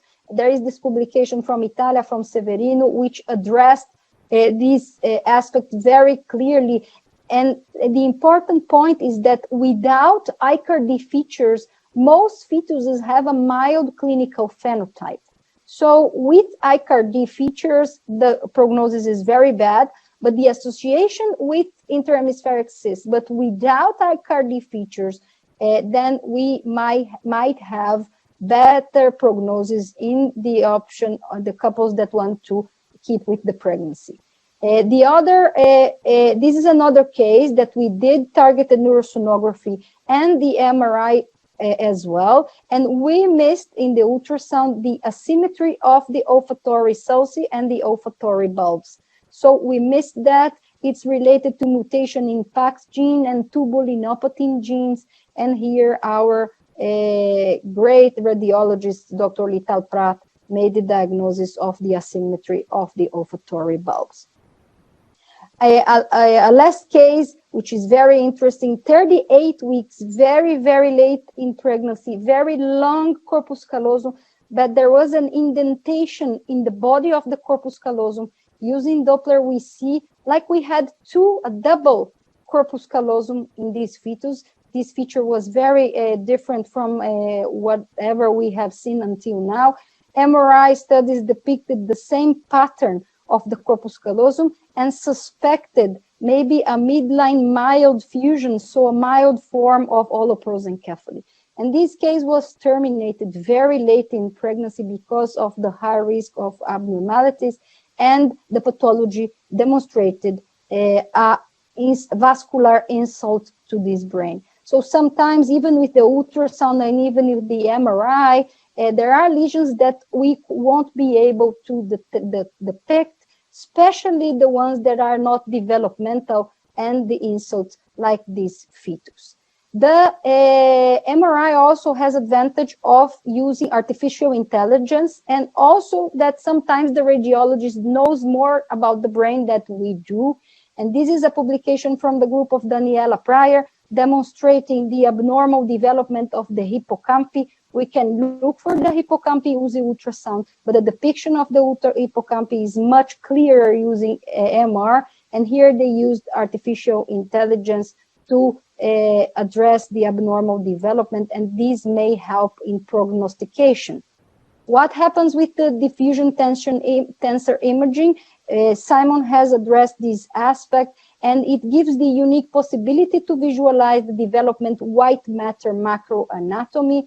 And here, again, the group of Daniela in Austria has the greatest experience in these cases.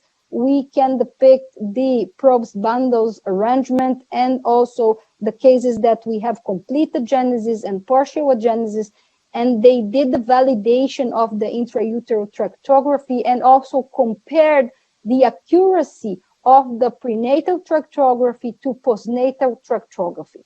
And this is very, very important, but it's very important for you to do the interpretation, and I am finishing. I am receiving messages to finish. So when the tracts are depicted, so we have high positive predictive value and it is reliable. But whenever the tracts are not well characterized, predictions about the postnatal tracts are difficult to make. So be very careful whenever the tractography does not depict the tracts. But they conclude saying that detection of brain abnormalities alone is insufficient to provide in-depth counseling to parents, and we still have the need for further investigation of promising MR techniques such as tractography. And I will end with this slide. They provide, going back to T2 images, they provide, this is a publication of this week, 2nd of June, a score using MR, which addresses gyrational percolization, asymmetry, hippocampy, lamination, basal ganglia, and ventricular size. So these aspects are addressed by T2 imaging, and they provided cutoffs in order to correct prognosis. And they say that although MRI depicts better and clearer, maybe clearer these structures, neurosonography experts may be able to translate the score between modalities. And we will be happy if in the future we can have a modality independent, widely applicable tool for prognosticating these cases. I would like to invite you to the Scan Academy next webinar by Megar, Mollinger, Prashant, Aris, and I'm sure it will be a very nice presentation on 21st of June. And thank you very much for your attention. Thank you, Karina, for your excellent talk. And now I think this is the best thing is what I have to do is I'll introduce Aris, and Aris is going to discuss your screen. You are sharing your screen. I think I'll show up my presentation first regarding the Voluson family. Now let me introduce Aris. And again, Aris is one of the key player or key person who, with the help of whom we could organize this Scan Academy programs. And I tell you, Aris is one of not only fantastic orator. He used to be ISWOG secretary before a year, or then he has resigned. And but I would like to tell you one thing about Aris is he is such a nice person, and he is such a brilliant person. And if you really go to his citations, he has got more than 16,000 citations across. You will find his name somewhere and around. Professor Aris Papagiorgio, he is an academician and clinical scientist and inventor. He divides his time between St. George Hospital, London, and at the University of Oxford, from where he runs his global research group as a clinical research director of the Oxford Maternal and Perinatal Health Institute. He is leading expert in the fetal medicine, imaging, and intervention. His research is focused in the area of maternal, fetal, and perinatal health using diverse methods, including the basic science, diverse methods, including basic science, clinical epidemiology, trials, and implementation of science. He currently runs a large global prospect in low resource setting using ultrasound, biomarkers, and clinical methods to improve phenotypic and outcomes. Another major interest in use of artificial intelligence in pregnancy imaging and screening. Through his work, Aris co-founded the Oxford University spin-out and intelligent ultrasound. Aris is a prolific academician with over 300 original articles, with 16,000 citations and H-index of 71. That is brilliant, Aris. He has received a prestigious honorary membership of American Institute of Ultrasound in Medicine and a doctorate from University of Athens. He is a national UK chair of expert working group in obstetrics and gynecology and a visiting professor at Capital Medical University in Beijing and deputy editor-in-chief for BJOG. Now over to Aris for your talk. Thank you so much, Prashant. Thank you so much, Prashant. And thank you so much for the kind introduction.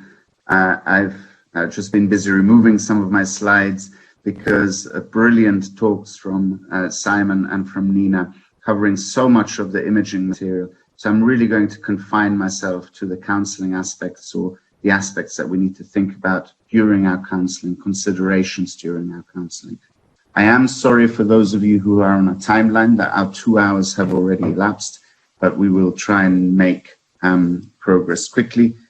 Also, if you still have energy after this, on the 21st of June, so in 2 weeks' time, we're going to be looking at the fetal brain in the first trimester. So, what are the things we need to consider during our counseling? The first and most important thing is that we need to be aware of the limitations of our imaging.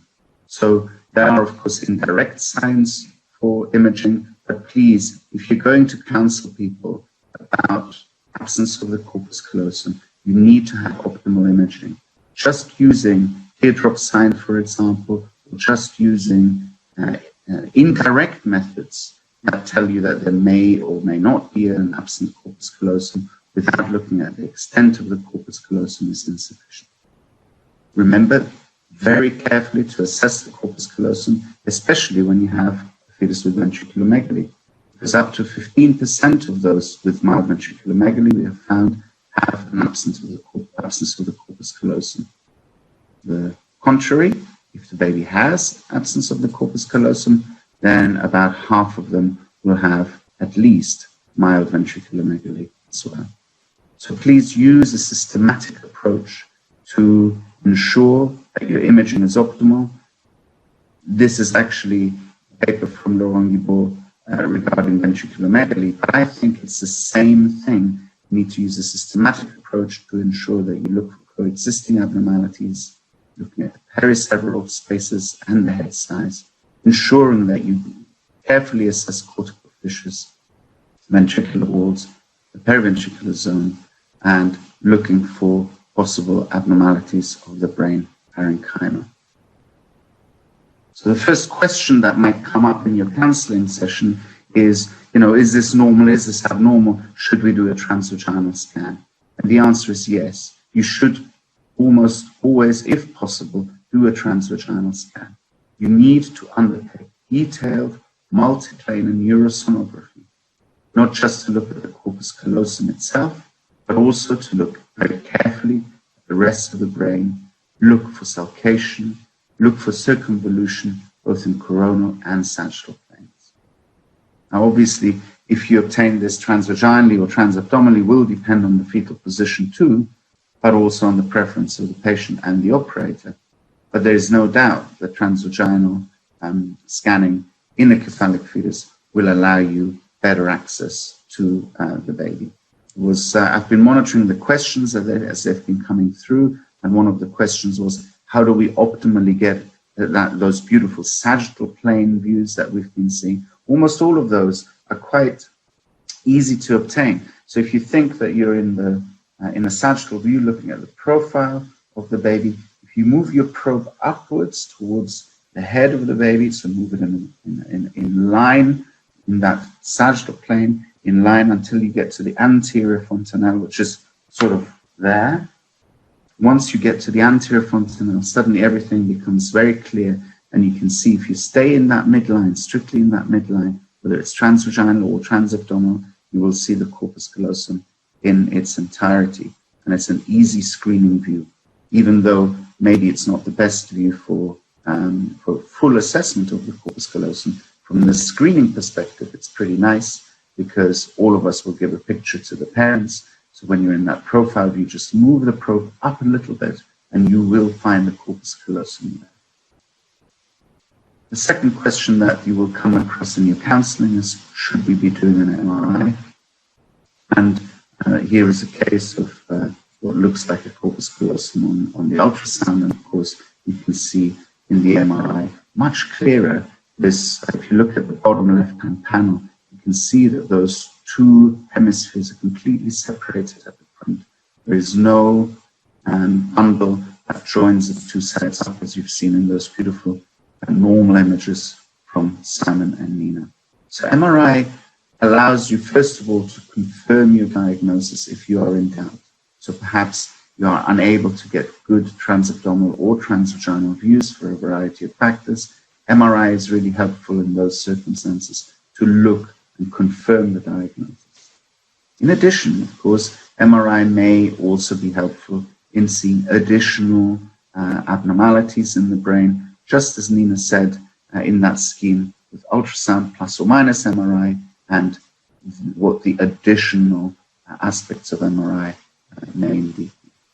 The second very great strength of MRI is later in pregnancy. This is a case of, listen carefully here, later on in pregnancy, so in the third trimester, and you can see the normal panel above with normal gyration, circumvolution, and very abnormal at the bottom.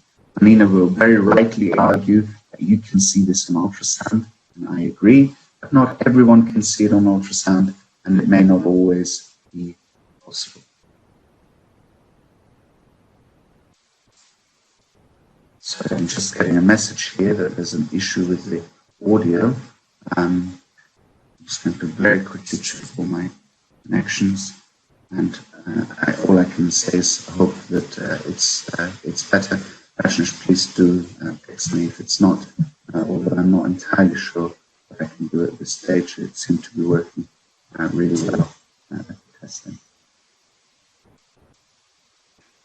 So how often will we see additional anomalies on MRI that we do not see on ultrasound? And if you put all the studies together, roughly speaking, it is 8% of cases. And that 4.4 to 22% is not the confidence interval, but those are the intervals from the individual studies. So some studies show that MRI has less to offer. Other studies suggest that they may offer as much as 1 in 5 cases additional important information. So a lot of discussion around MRI versus ultrasound. Is one better than the other? And I think this is not a useful conversation to have. MRI versus ultrasound is not a competition. MRI versus ultrasound depends, both modalities depend on the competence of the operators. In ultrasound, obviously, you're manipulating the probe. In MRI, you're interpreting the image. You need to make fair comparisons in those studies that look at MRI versus ultrasound. Often ultrasound is a routine examination, whereas MRI is a tertiary level referral examination. And often MRI is also done at a later gestational age. So head-to-head comparisons are not useful. I think it's much more helpful to think of MRI as being complementary to ultrasound, and that it is particularly advantageous confirmation of diagnosis, as I've said already, but also in that it allows detailed analysis of gyration patterns. The next question that may arise during your counseling is whether we should do serial antenatal examinations. And as we all know, the brain at 32 weeks looks very different from the brain at 22 weeks. The brain continues to develop and fold, and therefore initial anomalies that may not be detected either because you haven't seen them. They are there and you haven't seen them. But it is also possible that the anomalies are not there yet, and therefore it's not possible for you to see them because the brain is still developing. And because of that, it's very clear that we should undertake serial examinations, because the prognosis in absence of the corpus callosum is not only dependent on the callosal agenesis itself, but very heavily dependent also on associated abnormalities. And given, therefore, the possibility in particular of late onset brain abnormalities, in particular cortical abnormalities, further ultrasound examination should be undertaken. And if you do that, you will find that in about 5% of cases, you will find subsequent abnormalities on ultrasound scans. That is almost certainly an underestimation, and that's what happens, what you find if you put the data from the literature all together. And the reason I say it's an underestimation is that if you look at postnatal series, it looks like between 5 to 15% of associated abnormalities are only detected after birth. So you need to be aware and make sure in your counseling when you talk to your mother that a significant proportion of abnormalities may not be detected until after the birth of the baby. And it stands to reason that if you did really careful antenatal examination, that some of that proportion should go down, and that the proportion of ultrasound detected abnormalities should increase, or MRI.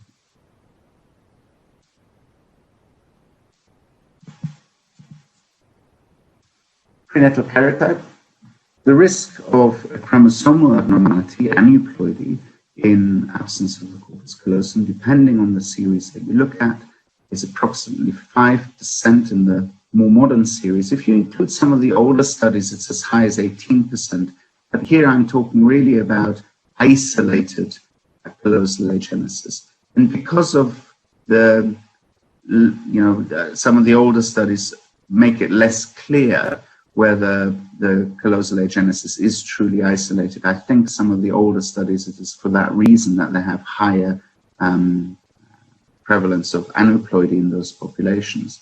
The more modern series, and if you really carefully look at the data as we did in the meta-analysis with Francesco D'Antonio et al. In Pediatrics in 2016, you can see the reference at the bottom there, the aneuploidy risk in the population of isolated ACC, about 5%. In addition to that, in a small number of studies, people have looked for array abnormalities, copy number variations of significance, and so it's an additional 5%. So if you add the two up, in about 1 in 10 cases of absence of the corpus callosum, invasive prenatal testing will give you valuable information, either in the form of an aneuploidy or in the form of an array abnormality. There are a couple of genetic syndromes that you should be aware of. Aicardi syndrome is one. It's a pretty rare syndrome. It's an X-linked condition and therefore affects only females. And obviously, absence of the corpus callosum is one of the hallmarks. But also chorioretinal lacunae, these are absence of the in the retina. There are gaps in the light sensitive cells. And there are often additional brain abnormalities such as brain asymmetry, gyration abnormalities, and microcephaly. Nina mentioned the importance of looking at the eyes because there are other eye abnormalities in these babies too, often microphthalmia and coloboma. Coloboma can be of any part of the eye, and when it affects the optic nerve, that can lead to blindness. And some of the more rare things you may see in these children is a short philtrum, a flat nose, and sparse eyebrows. This is a condition that is associated with significant risk of neurodevelopmental delay. The other syndrome is really very rare. Andaman syndrome is less than 1 in a million. It's one of these orphan diseases. It is an autosomal recessive condition and is also known as corpus callosum agenesis neuropathy syndrome. So it's a neurodegenerative disorder where you have severe progressive neuropathy, which begins in infancy and usually by the 3rd decade of life these individuals don't survive. So that's chromosomal CNV abnormalities and genetic abnormalities. The other question you might ask is, are there congenital infections that may be relevant here, like you do in ventriculomegaly, for instance? Well, the truth is you can have destruction of the corpus callosum through infection. So there is an association with cytomegalovirus, also with toxoplasmosis, rubella, and possibly influenza. But it is very rare for these to be to demonstrate really an isolated corpus callosum. So almost always in these conditions, you will have multiple abnormalities in the brain, such as calcifications, microcephaly, synechia in the ventricles, or the ventriculomegaly of infection, that irregular margin of the ventricles, as you often see. And then finally, if we've excluded all those abnormalities, so we've excluded the fact that the baby may have a chromosomal defect, we've done really brilliant imaging and looked at all possible abnormalities, what then, doctor, is the likely outcome for my baby? What is the neurodevelopmental outcome for the child? I've divided this into complete absence of the corpus callosum and partial absence, and I will give a warning here that the data that these overall numbers are on are relatively small, so the confidence intervals are wide. And also, please be aware that there are many biases when you report these outcomes. So, for instance, if a corpus callosum is very subtle because everything else looks completely normal, it may be missed in the first instance. So there may be children with callosal abnormalities that were never detected. If those children have completely normal outcomes and normal development, then they will not be detected even still in infancy. And therefore there is a bias towards worse outcomes in the literature. But it looks like normal outcome is expected between 2/3 and 3/4 of cases in complete and partial absence of the corpus callosum. Borderline neurodevelopmental delay, which is a difficult category in itself, between 10 and 15%, and then about 8% or so have severe neurodevelopmental outcome in complete ACC. And in partial ACC, it's 27% possibly, or if you look at the more modern series in the meta-analysis with Antonio, about 12%. Either way, there is no significant difference because the numbers are relatively small.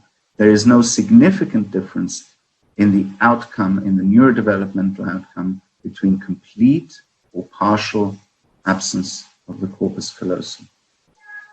Now, parents will ask, what does that all mean? And the summary of the systematic review, which some people have kind of criticized us for saying a prenatal diagnosis of the corpus callosum is associated with a favorable outcome in the majority of children. And you know, people say, well, what do you mean is usually associated with a favorable outcome? Well, we mean that in 70 to 75% of cases, the outcome is favorable, is normal, and that is the majority. So, of course, you can look at this, the glass as half full or half empty. You could highlight the fact that in 30% of cases, there is significant neurodevelopmental delay, and 70% there isn't. I'm a kind of a glass half full kind of person, which is why the wording in the meta-analysis is written down like that.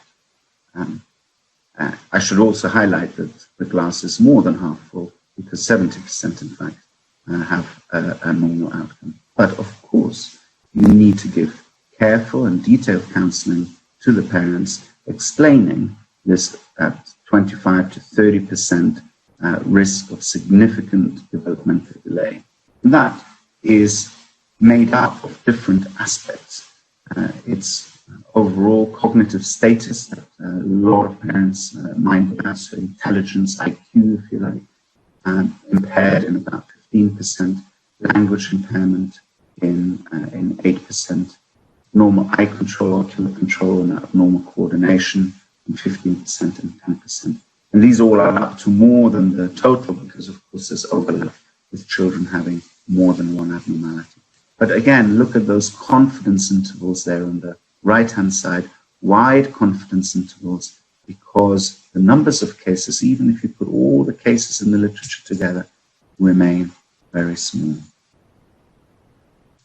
So common impairments include those relating to feeding and sleeping in children, in young children, motor development as they get older, and specifically eye and manual coordination. If you think of the corpus callosum as the structure that allows the right and left to talk to each other, you may have difficulties coordinating the two sides, and also visual processing.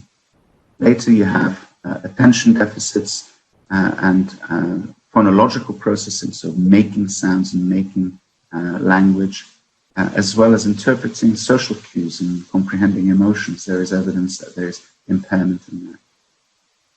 And as Simon also highlighted, as we learn more about not just the corpus callosum, but also the other commissures, we will get better, hopefully, at being more specific around being able to counsel people regarding the cognitive and developing functioning. So just very few slides, 3 areas I wanted to highlight that I really want you to assess with care. The first is a partial agenesis of the corpus callosum. As I've shown you in the slides before, corpus callosal absence, complete absence and partial absence actually have very similar outcomes. So please take a minute to look at those slides that we saw with Simon and Nina before, and Prashant is also bringing up some slides on partial agenesis. So that is important. The second thing I want you to be careful of is be careful of the normal pericallosal artery. Especially people, if you're not maybe very experienced in ultrasound, you may look for the pericallosal artery to give you reassurance. Be careful not to be falsely reassured, because the pericallosal artery not only can sometimes be completely normal in some callosal abnormalities, but also can be difficult to interpret. Here are 3 pictures. I've taken the labels off, and you're looking for that curling pericallosal artery, and it's normal on that left image. This one here on the right, someone said to me, well, that looks all right. There is something there that's curling over. That is not the pericallosal artery, that area there. This is where it would come from. And this is complete absence of the corpus callosum. And then in the image below, again, an image where people said, well, pericallosal artery is there, maybe the corpus callosum is normal. Actually, this is a partial agenesis. So do be careful not to be falsely reassured. I would much prefer you to use direct visualization of the corpus callosum in the 3 planes with careful, detailed neurosonography. Use the Doppler as an adjunct to your diagnosis, but it's not, I don't think, a good screening tool, especially if you're not using it frequently and you don't know what normal looks like every single time. And then the third thing I want to caution you about is about this entity of the thin corpus callosum, the thick, the short, the dysplastic, the hyperplastic. There are very, very few data out there.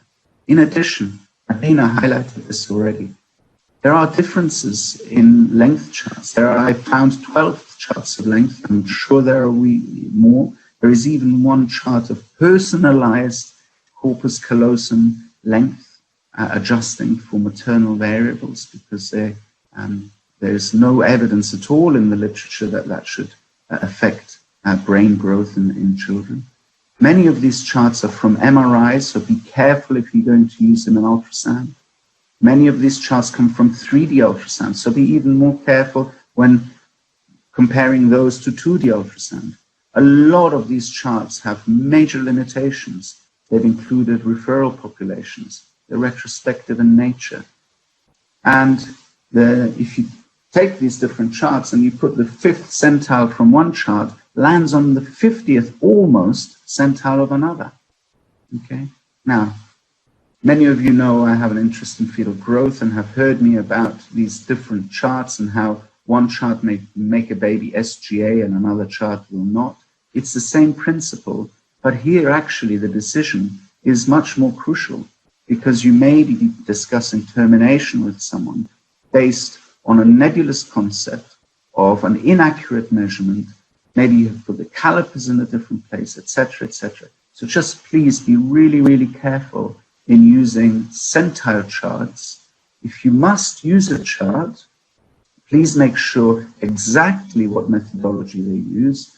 Make sure you exactly follow the caliper placement and the methodology that was used to make that chart up. And if you are going to measure it, you should know what to do with the results. And if you do know what to do with the results, can you please let me know as well, because I don't know what to do with the results. Just send me a little postcard and tell me what to do with it. And the reason I say that is that there are very few studies that look at neurodevelopmental outcome in fetuses with these entities, with the short, with the thin, with the thick, etc. And the studies that are there actually don't suggest that there are major problems. So in this study from Israel in prenatal diagnosis, they followed up 59, I think, children of fetuses diagnosed with what was a short corpus callosum, so less than the fifth centile.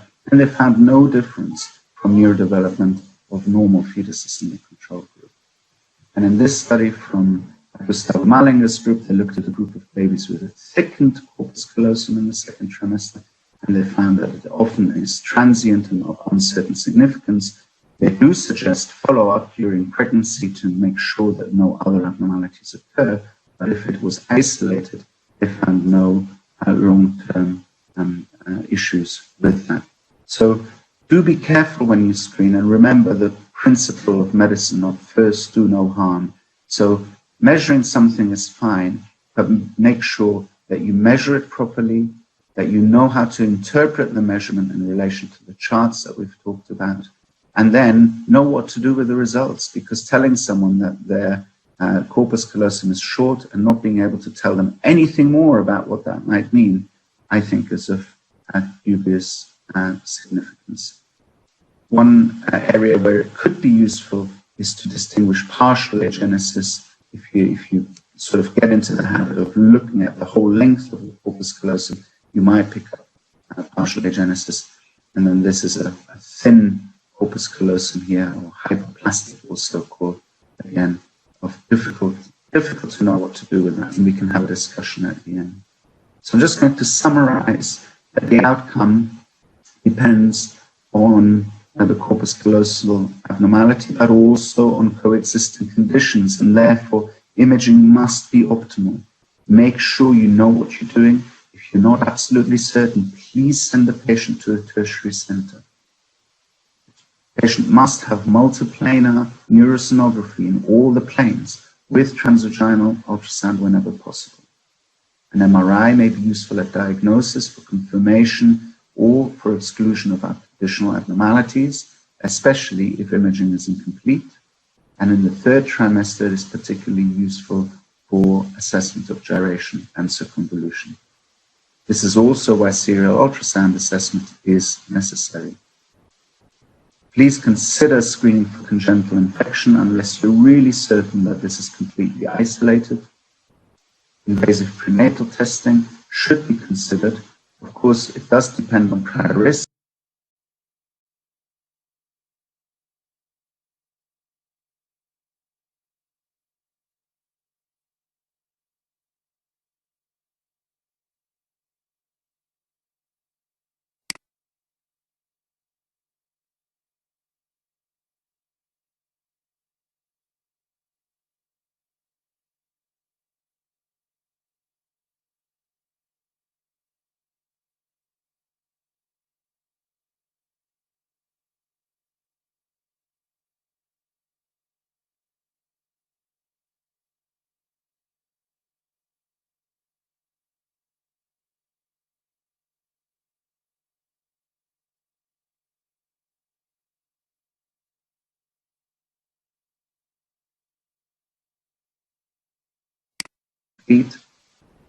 The poorest prognosis, of course, is in those with associated anomalies.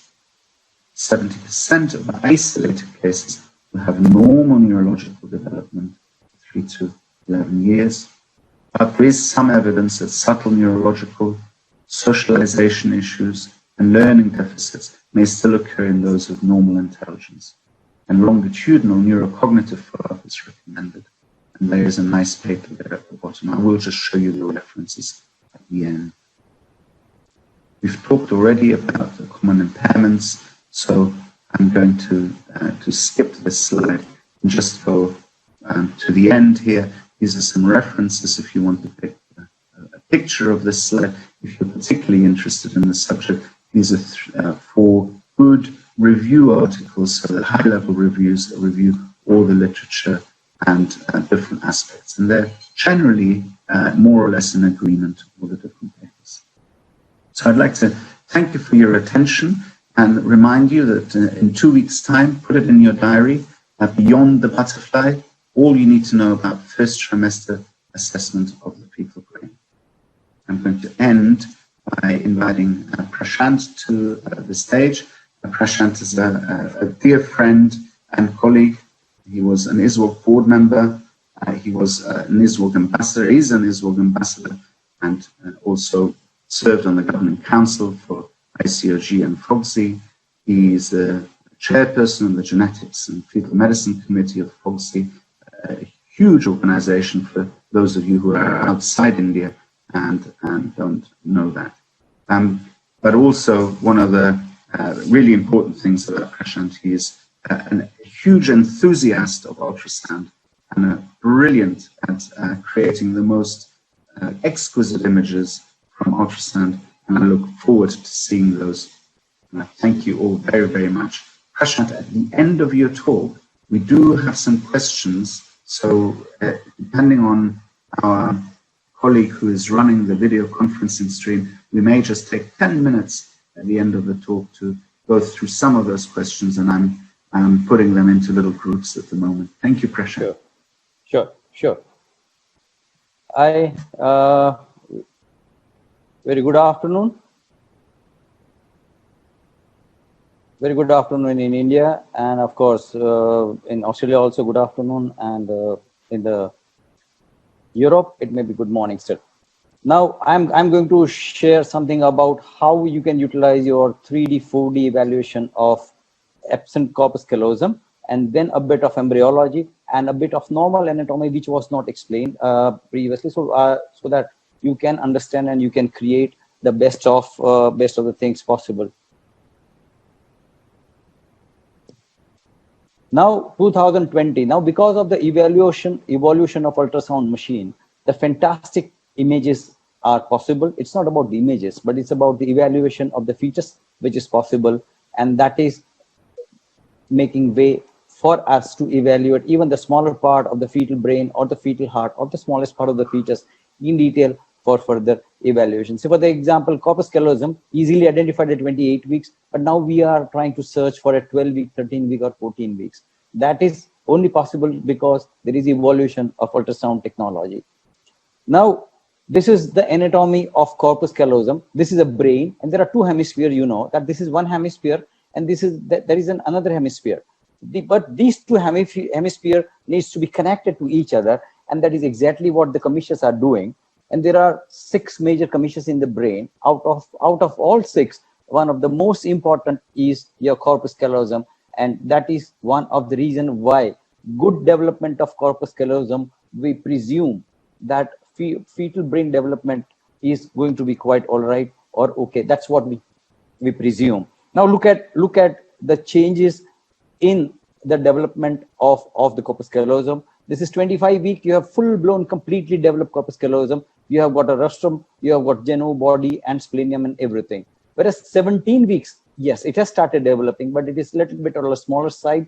Yet the posterior part is not completely developed. Yes, you can't see the rostrum at this point of time.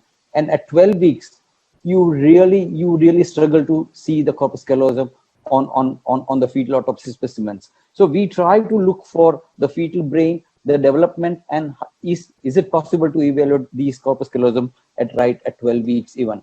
to see and to understand why sometime occasionally you have got a small hypoplastic corpus callosum, occasionally complete corpus callosum agenesis, or is it complete total commissural agenesis? That means you are looking for all 6 commissures which are problematic. And the moment you are looking for a corpus callosum malformation, you look for optic chiasma. Why we look for optic chiasma? Because there is something to do with the fetal development, and that is what we are going to go through that. As you know, that it is widely accepted that the corpus callosum, the largest part brain commissure, develops between 8th to 20th week of gestation. And exactly at what time what develops, yet nobody knows. But that's a time range from 8th to 20th week. That is what you are supposed to understand. There are anterior commissures and there is a posterior commissures. And these are the 2 commissures which are again, and along with the corpus callosum, they are one of the important point. Now, the moment you talk about the commissure, you should understand a word what is known as laminaria terminalis. Now you should understand that this is one portion of the brain from where the complete part of corpus callosum is going to be developed. But you have to understand one thing, that from laminaria terminalis, 3 groups of commissures are going to cross from one side to another side. First is anterior commissure. The second one is going to be the hippocampal commissure. And the third commissure is corpus callosum. They are going to take help of these laminaria terminalis, and they are going to cross from one hemisphere to another hemisphere. But there are other 3 groups of the commissures which are not going to take help of these laminaria terminalis, and they are the one posterior commissure, habenular commissure, and the optic chiasma. So you are going to deal with the 6 commissures, and these are the 3 commissures which usually we don't evaluate by ultrasound. But MRI, yes, we look for, but especially postnatally, we look for this habenular commissure, posterior commissure, as well as the optic chiasma. We try to look for optic chiasma during the ultrasound. So let us understand what this laminaria terminalis is. You know that prosencephalon, mesencephalon, 3-vessel brain, then it converts into the 5 vesicles. And let us try and understand what exactly this is. This image is very known to you. You have got 3 very specific brain vesicles that all of you know. You are aware of this specimen, this image. At 7 week, this is the brain structure. 8th week, and almost at completion of 9 week. Let us see. Let us zoom it.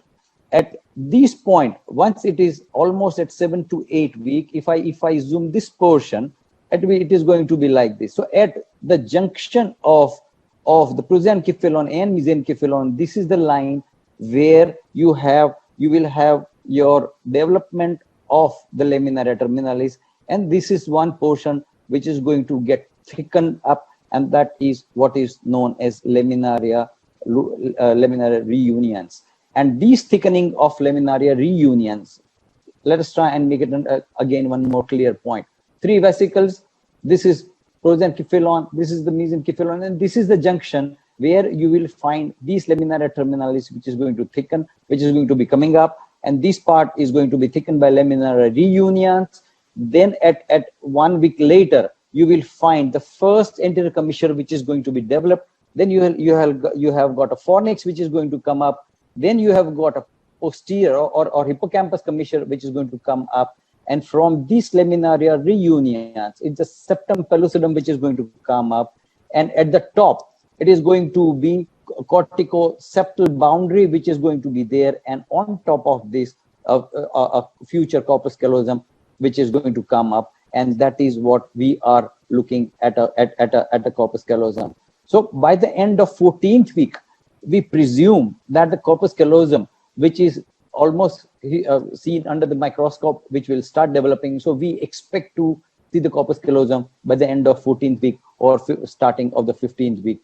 And the corpus callosum has got a typical, here you see that this is the rostrum, genu, body, isthmus, and the splenium. This is you find an fetal autopsy specimen, and that is what you can come up with this.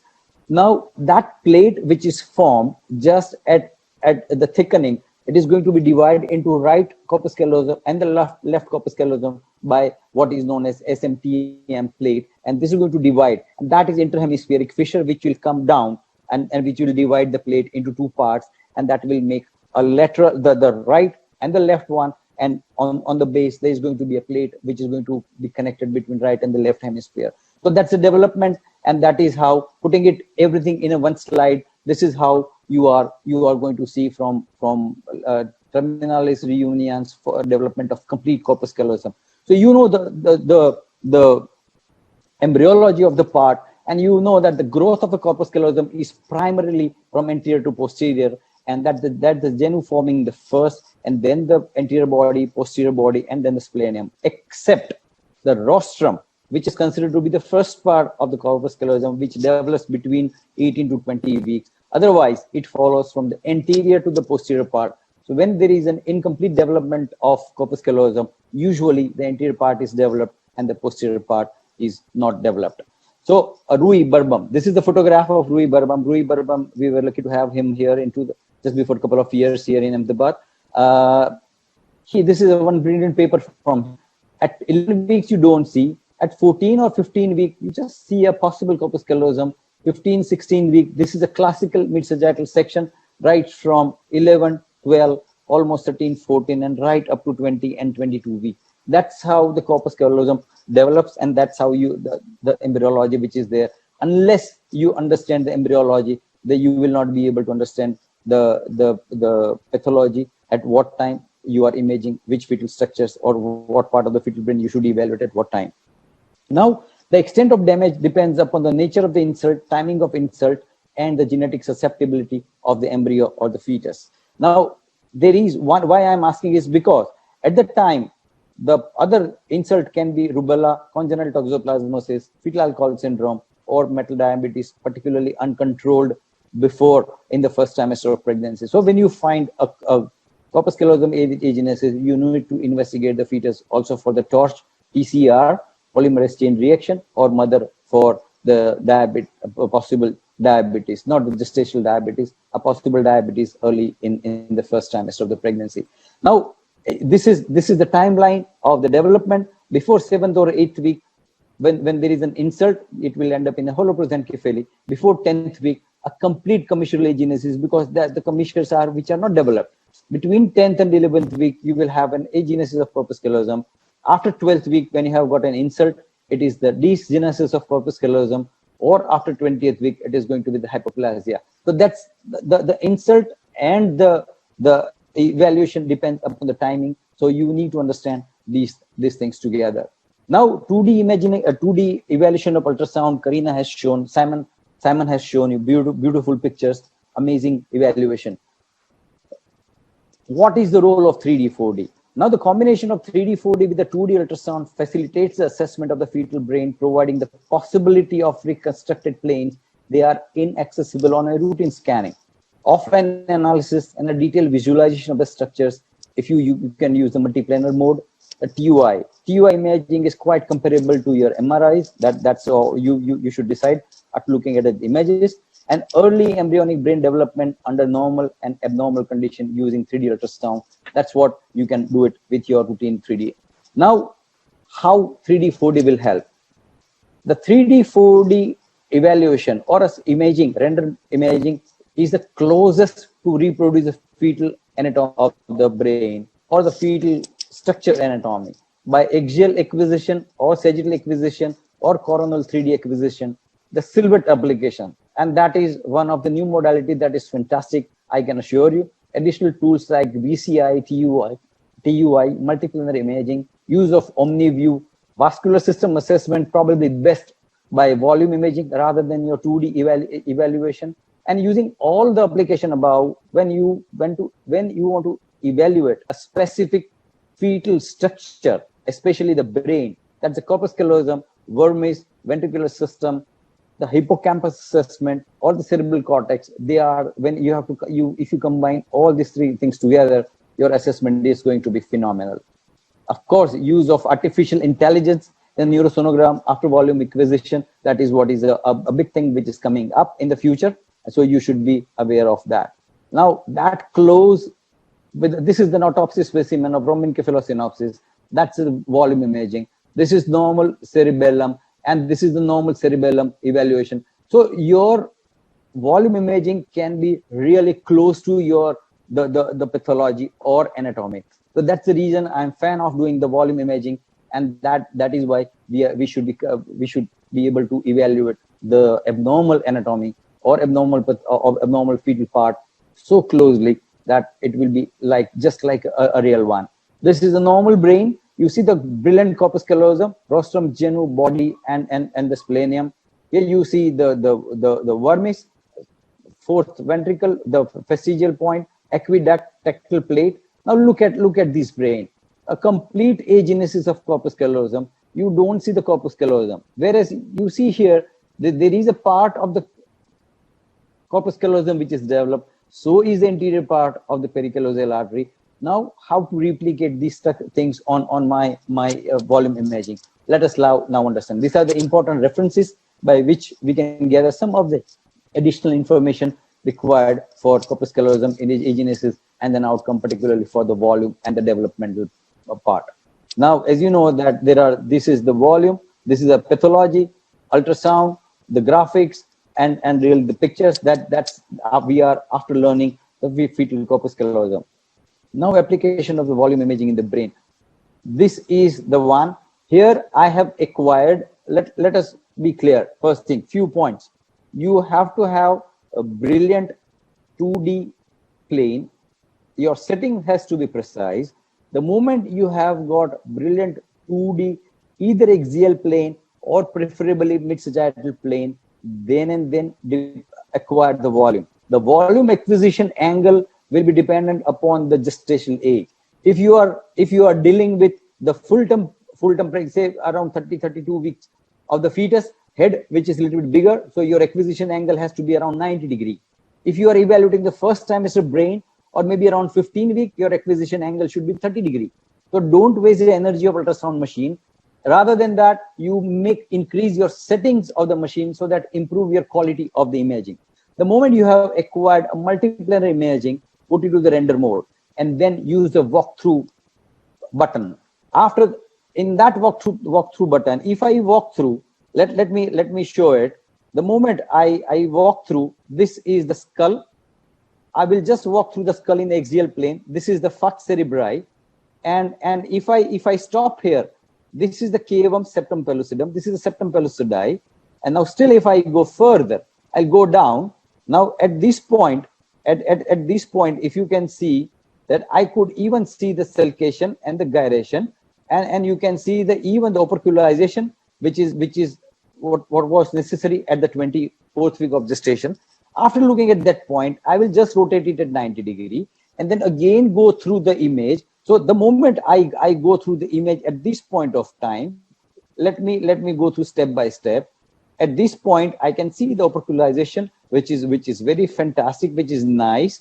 I go still in. I can even see the tech. I should be able to see the. Let me freeze the image. Let me come back to the point of interest. This is actually the part of the hippocampus. The moment you still go further, then this is the dentate nucleus, and this is the shape of the hippocampus. This is because the slice is 12 to 15 millimeter. I should be able to see the part of the corpus callosum as well as the dentate nucleus, and this will go right up to this point, and this is where you will find the mammillary body. This is the fornix. This is the plate where you are going to find the tela choroidi, and that is how you should be able to make it. Now at this point, can you see the complete corpus callosum, which is very nicely demonstrated? And the moment I have just put it into the right in the midline, and I'll just go through the other hemisphere and I come back. So in one volume, you will be able to see the complete set of evaluation.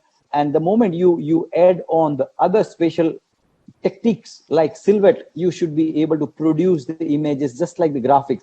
I just put it on the screen, the graphics, and will remove. It is going to be practically the same structures, just like the graphics you can reproduce. Now, how this is going to be utilized? You know that there are going to be 3 planes, X, Y, Z, or what we call it as an A, B, C. The moment you acquire a real good section into a either mid-sagittal plane correctly or an axial plane, and then when you try to work it on these planes, with you will find such a brilliant kind of images. The Simon has told you in his first lecture the complete midline falx interruption, a genu which is seen, a anterior horn which is seen, a continuation of the medial border of lateral ventricle. You can see it complete corpus cavum, septum pellucidum, because you see if you really look at this yellow dot, the reference dot which is coming to the orange here. So I'm right on the corpus callosum, and what I should expect even on an axial plane, I'm right on the spot of that point. So one good volume image can will give you a complete precise idea about the corpus callosum. Is it present? Is it complete? Is the structure normal? Here you can see the things so precisely. It is not only, I'm not only interested in corpus callosum, I look at a brain as a complete structure. And the moment you look at a complete structure, I should be able to see what actually the cortical surfaces are, what is gray matter which is going to be there, how the ventricles are functioning, what are the additional structures which I could evaluate, and other planes, and I should be able to see this. Instead of 3 planes, even I can put it into 2 planes, and again I will have a brilliant kind of adding a color to it that will enhance the contrast, because of our eyes, which are made up of rods and cones, and when you add the color, the accuracy of your vision will be improved. And that's the reason, if you add your chroma, your assessment of the fetal brain or fetal heart is always going to be improved if you color, because there is nothing new in this image, it's same, but your eyes can perceive far better. So that's the reason I would probably add a chroma. Or now let me see, the one volume can give you a complete axial sections. This is going to cut through the brain at whatever distance I want. Here I have decided to cut the brain at 1.5 millimeter, which is written here. Every 1.5 millimeter slice, I can see the good parts in between. I could see the interruption. I could see the complete genu. So that's the what you will be able to evaluate the same structure in your axial section. You put it in sagittal, you see the complete corpus callosum, not only in the midline. Here the importance is I can not only see in the midline, I can see the right as well as the left corpus callosum right there. What Simon told you, that this is one which is on the left side, this is midline, and this is the right side corpus callosum. So one good volume will give you complete entire structure what Simon and Karina has described.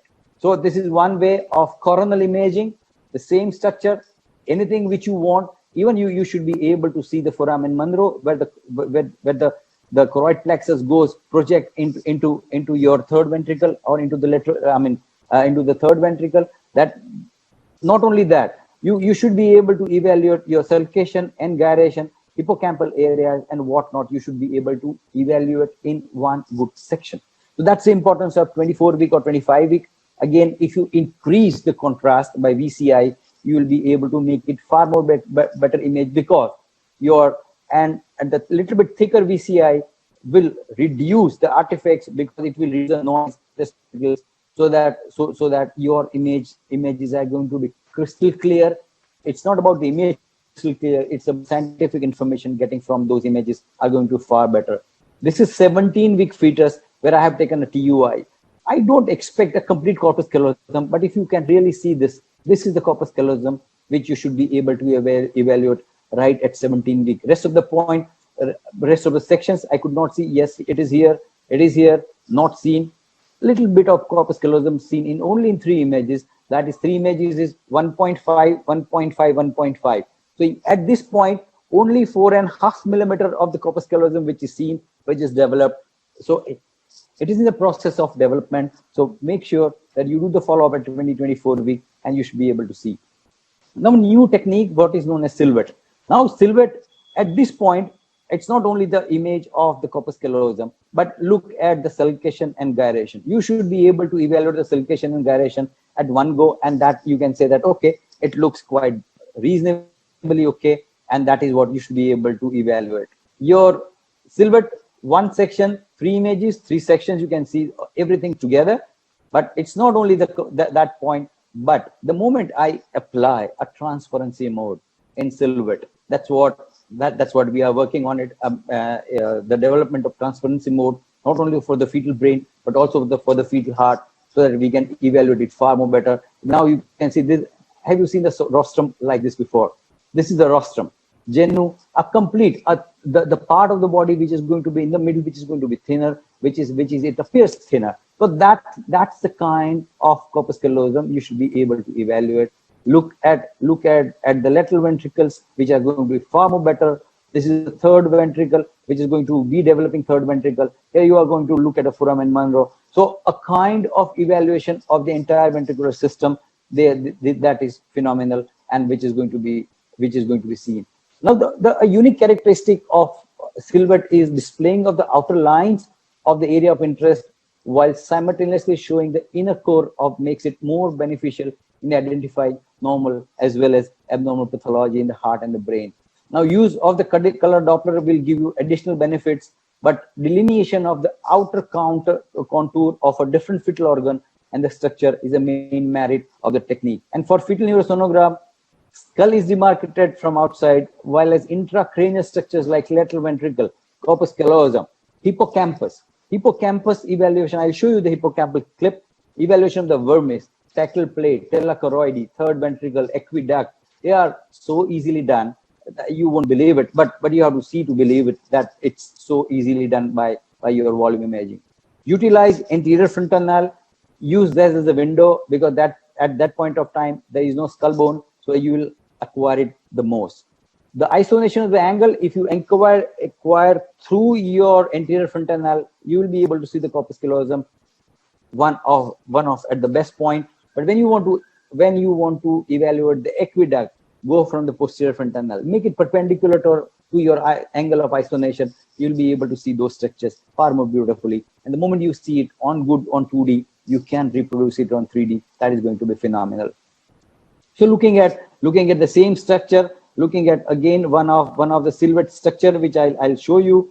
Same. Let me show you how these things are done. I'm just rotating it on one side. The moment it goes on one side, the moment I walk through, I should be able to evaluate the CC like this, and the tactile plate like this.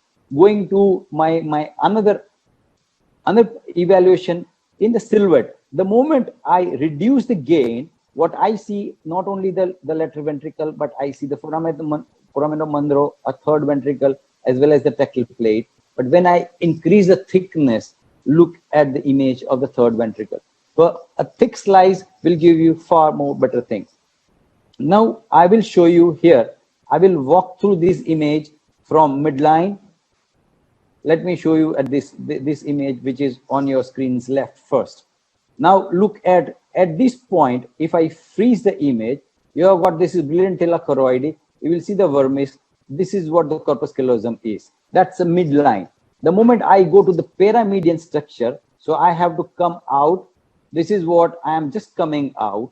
At the paramedian structure, you can see you should be able to see the vermis at this point. And the moment I come out at the point, now this is the point. These are the mammillary bodies. This is the fornix. This is the hippocampus. This is the dentate nucleus. So looking at from center of the point, when you come out, telachoroidy, when you come out, corpus callosum, these are the two mammillary bodies. This is the mammillary body. This is the fornix. This is the dentate nucleus. When you go around, when you look at this structure, you should be able to see the hippocampus also, and these mammillary bodies, and as well as this is the anterior commissure. So you should be able to look for those structures far more accurately. If you adjust the light, the same structure, you will be able to see not only the corpus callosum, but look at your hippocampal commissure.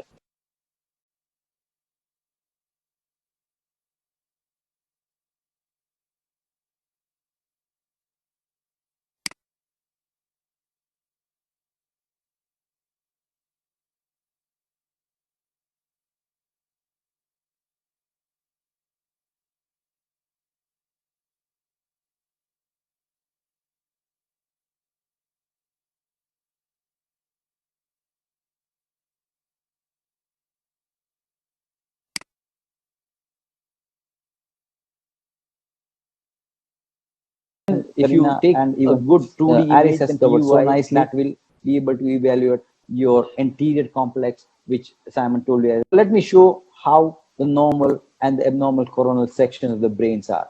Now you look at the anterior horn. This is the anterior horn. The moment there is an agenesis of corpus callosum, if I take a coronal section at this blue line, what I should be able to see is this. Look at the difference in the shape of the anterior horn of lateral ventricle. Look at this point, these two shapes. That's totally different. It is, if it is in normal, it is like this. In ACC, it is like this. So that change in the shape is because of the proband or probus bundle. So that is going to make the shape change, and that's what you are supposed to look for in your coronal sections of the plate. ACC, again, taking a thin slice, no corpus callosum seen. Just for the reference, I have put a normal corpus callosum on your right side of the screen. Look at, this is normal. You don't see the corpus callosum. Complete agenesis, no question. So complete agenesis, normal, abnormal. Look at normal as well as complete abnormal corpus callosum. So looking at a vascular architecture, there are 5 different segments of pericallosal artery. There are few lengths which are available to evaluate, but I don't see any reason why you should measure the length of pericallosal artery. But what you should understand is the normal variations of this pericallosal artery. As you know, that there could be 2 things where you have got 2. You should be able to differentiate between the pericallosal artery and corticomedullary artery, the callosomarginal artery. So this CMA is callosomarginal artery, and here is pericallosal artery. Occasionally they run parallel. Occasionally only one is seen, and from another callosomarginal artery which is being formed. So do not get diverted to look at a callosomarginal artery. Don't consider it as a pericallosal artery and consider that, okay, pericallosal artery I could see. But look at the difference. This is normal CC, pericallosal artery. This is absent, complete absent. Here you see a sundry appearance of pericallosal artery. That's easy. You can easily make out, grab a volume of looking at, once you in a mid-sagittal section, switch on the color, power Doppler, not color, then acquire the volume. But when it comes to a partial agenesis of corpus callosum, here look at, I was fortunate to have these fetal autopsy specimens, and in which the same patient I have got the fetal autopsy specimen and the image. Look at a good normal CC, normal corpus callosal length. A partial agenesis, you should be able to see the length of the pericallosal artery. You should be able to see the pericallosal artery. This is callosomarginal artery. Don't get mistaken. Here, no pericallosal artery. This callosomarginal will give rise to all the branches. Here you can see the same fetuses with this.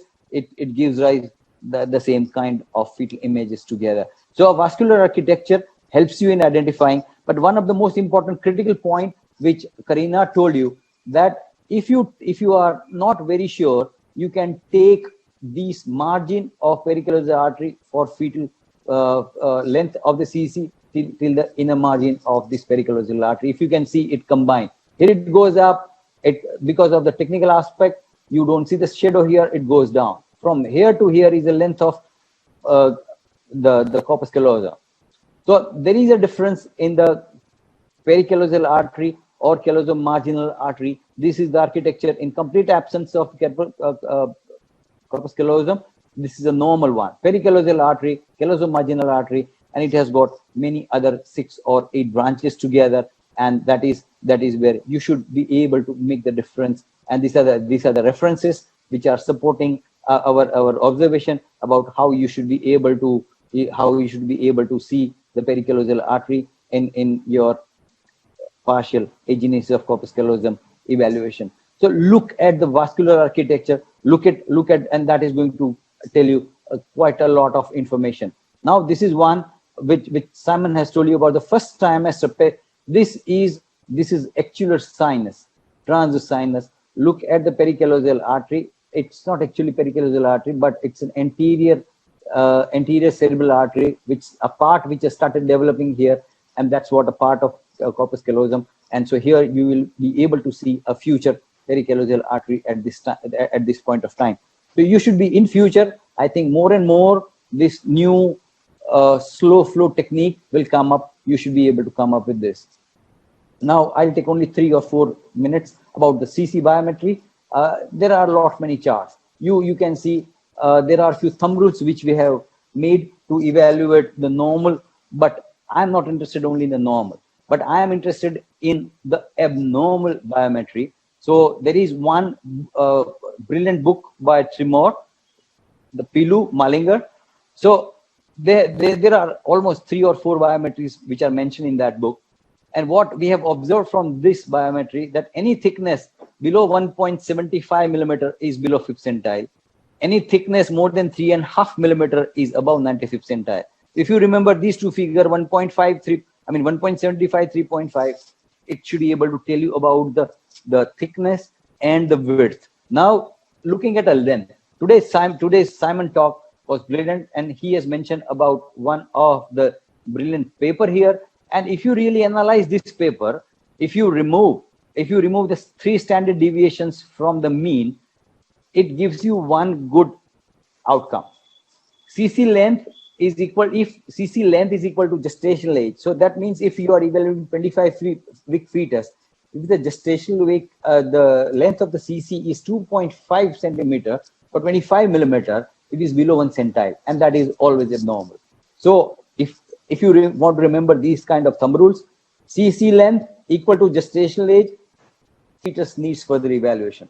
Fetus needs further evaluation by doing invasive testing by microarray, the torch PCR, rule out other single gene disorders associated with it, and also look for the maternal diabetes. So look for these findings, look for these thumb rules. It will give you easy clue about. So in summary, reconstructed planes are useful for rapid assessment of anatomy in standard examination, as well as for the assessment of the abnormal cases when direct scans are not obtained. That is one assessment.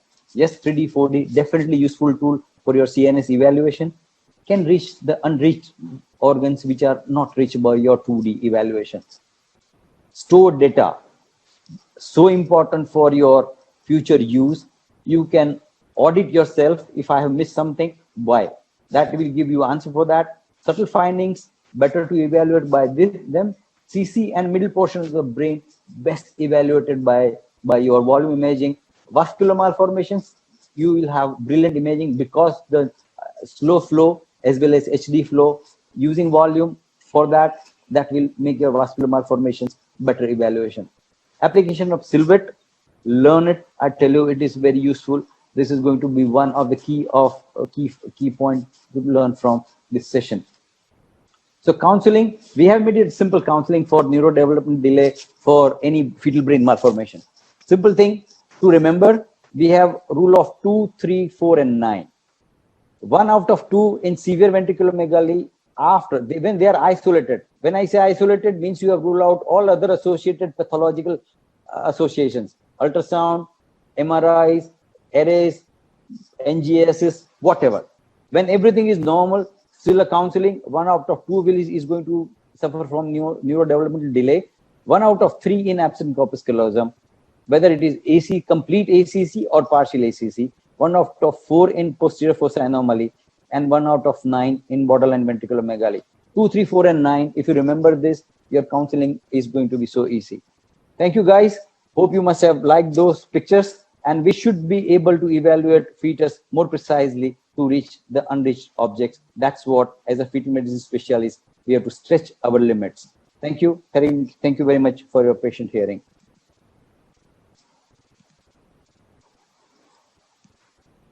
Hello.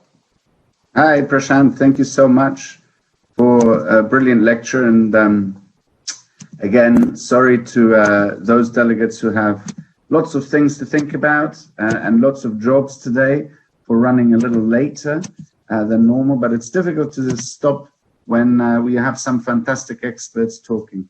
We have a lot of questions, so I'm not going to take any more time other than to start taking some of those questions. I've grouped them a little bit.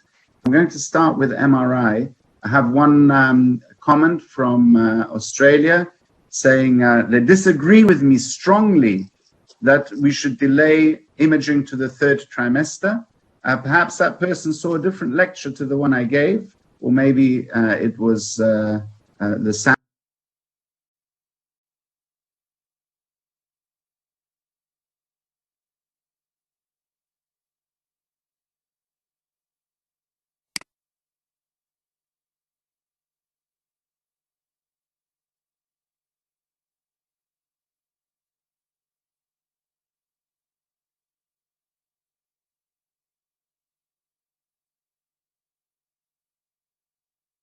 an MRI in the third trimester for assessment of gyration abnormalities, because I did not say you should delay those. Will depend on how good or how complete your ultrasound examination can be. I have another question on MRI, and I'm going to ask Nina very briefly to give us her view on the additional value that MRI would give. And I have a specific question saying, should we discard the findings from the Meridian trial in this context? Information of the Meridian trial was very controversial, and there was a lot of discussion regarding including in the Congress. So again, we come back to the same point. The best your targeted neurosonography is, the less the conventional MRI mode will contribute. Whether you have a good tractography and the opportunity to address the white matter tract, so for sure it will be of contribution in those cases that we have uncertainty regarding the corpus callosum itself, and the T2 will ensure the presence or absence of additional abnormalities. So I won't talk about the Meridian study. I will talk about the humbleness that we ourselves must have in order to understand the quality of our sonographic assessment. Even in our service, that we think that we have a very good quality of ultrasound, we always do complementary MRI in order not to take any chance that we have missed an associated anomaly. But in our service, we don't have tractography. Sometimes we fly our patients to Vienna in order to obtain a tractography when we have clinical questions that will be relevant and could be answered by tractography. Thank you, Nina. So in answer to the question and also to Ekaterina's question, an MRI at the time of the diagnosis, so at around the 22-week scan to exclude associated abnormalities, and an additional MRI in the third trimester? Or if you have one opportunity to do it, when would you do it? Or do you do both? It is also related to the opportunity you have or to the window you have for a termination of pregnancy. So here in Israel, we have the possibility to delay the decision up to the third trimester if we think that it could change the clinical course or our prognostication. Here we delay, because we have this option, we delay the MRI for third trimester to 32 weeks. Whenever we think about insult, many times this is the main reason that we do it before, because then we can see the insult early and we can then prognosticate very early. But if we don't think about insult, we delay for 32. In places you need to have early decision, do the MR early if you think this complementary tool. Thank you so much. And I'm going to fire the next question at Simon, and it's from Lilith, and she asks, she has a case of isolated absence of the rostrum, and do we know what the outcome might be? So some of the corpus callosum is normal, but the rostrum is not formed normally, is absent. Simon? Two comments there. One relates to the imaging and the other one relates to the pathology. With regard to the imaging, I think Nina had shown it very nicely. In the setting of imaging, you image through the anterior and posterior cranial fossa, depending on the parts of the corpus callosum that you are attempting to image. I would have great reservations, in a sense, if the rest of the corpus callosum was normal and the rostrum was felt to be hypoplastic. I would first have questioned the imaging and say, look, listen, are you sure that you have adequate imaging of the rostrum? Because that is by far the most difficult part to image on ultrasound, and certainly on MRI is probably the part of the corpus callosum that's the greatest challenge on MRI. So that would be the first I would ask about the question, are you sure that you've imaged it? Because the natural history, in a sense, would be that would be present, and then more posteriorly would be deficient. In the scenario where the posterior aspects of the corpus callosum are present, the anterior are missing, that tends to be associated with a vascular event or an insult, mass, tumor, and usually you will have some other history or some other cranial findings that'll lead you to suspect that, be it microcephaly, polymicrogyri, and so on. But as an isolated finding, that would be very unusual. Thank you so much, Simon. So think about, Lilita, think about the embryology slides that Prashant showed and how the development of the corpus callosum, in an embryological sense, it makes less sense that if you've got a bit missing of it, it should be that bit. So an insult is more likely rather than a primary maldevelopment. Thank you so much. Prashant, I'm going to ask you about Doppler. Are there not two pericallosal arteries? Is the first question. The second question is, what machine settings to view the entire length of the pericallosal artery? And the third question, is visualization of pericallosal enough to predict normal corpus callosum? I think I answered the last question in my talk, but Prashant, maybe you can take those three questions. Yes, regarding first, looking at a pericallosal artery machine settings. Make sure that whenever you switch on your power Doppler or slow flow, that slow flow is one of the best technique. But whenever you have got a HD flow on which you are working for a pericallosal artery, there should not be any bleed outside the vessel. Make your low PRF, because pericallosal artery does not have a great flow inside it. The callosomarginal will have a little bit more flow than the pericallosal artery. So when you have got a slightest bleed in pericallosal artery, but no bleed in callosomarginal artery, try and grab the volume image. What you will see is, because the course or the direction of the blood flow is going to be different in the first part of callosomal artery, then you'll have a turning, because your rope is going to be 90 degree, you will not find any color. The moment it goes down, it should have a different color. The moment you find this pericallosal artery, grab the volume at that point of time, and that is going to be the best point of evaluation. Presence of normal pericallosal artery, yes, it gives you a sense of satisfaction, but abnormal pericallosal artery, you have to take a good step for evaluation of the corpus callosum. Fire all your guns, which are weapons you are available, make a good diagnosis, and counsel the patient accordingly. Thank you, Prashant. And are there two pericallosal arteries? Yes. Or one? Yes. Because they come as a branch from the anterior. Thank you so much. I'm going to go back to Nina quickly, and this is about gestational age at diagnosis. What is the earliest gestation age we can diagnose absence of the corpus callosum? Perhaps you have a high-risk patient who had a previous genesis. Can we suspect it as early as 16 weeks? Can we exclude it as early as 14 weeks?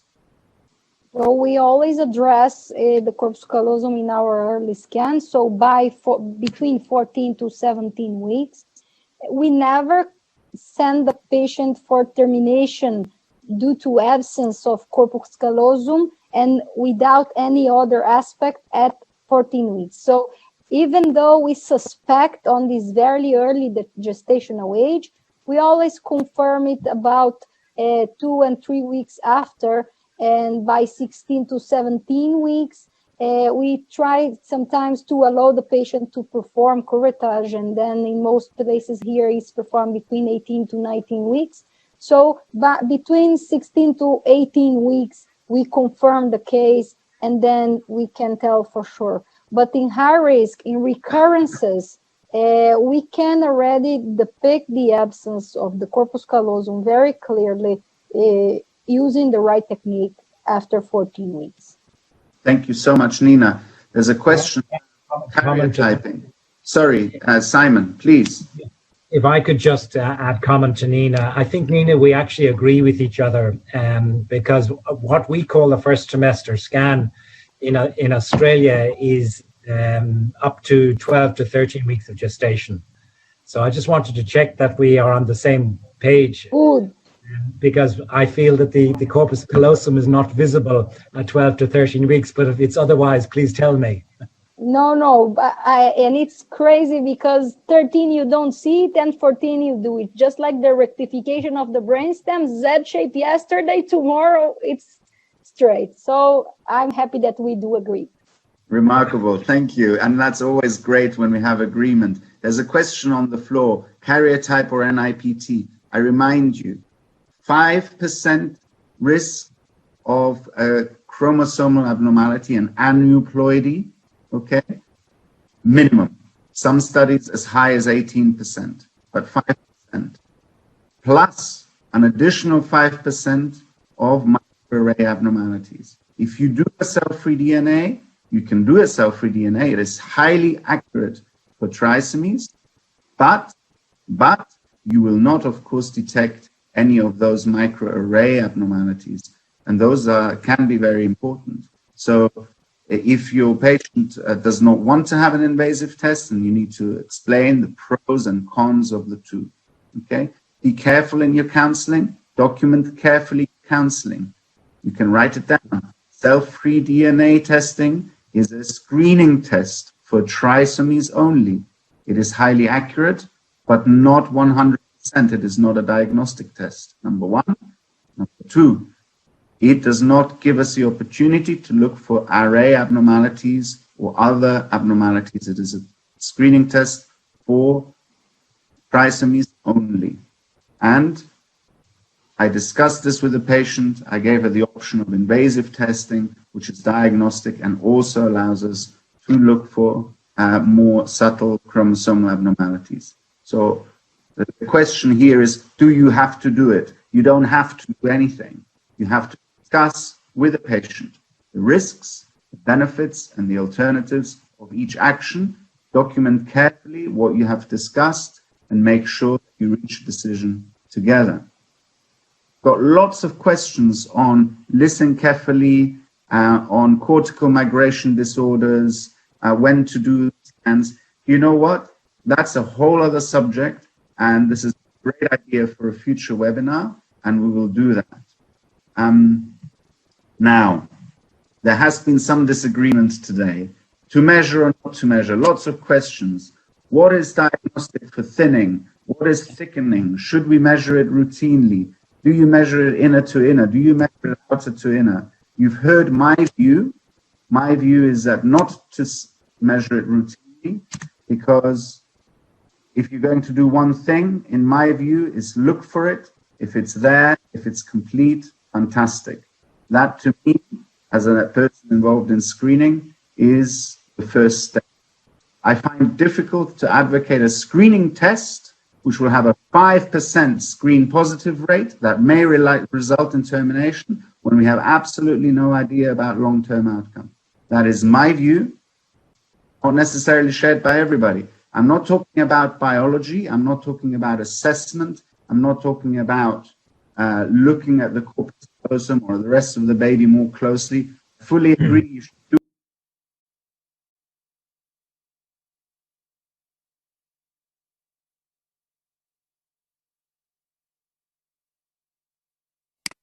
that. My concern is that you could turn a 5% less than the percentile rate into unnecessary terminations for an outcome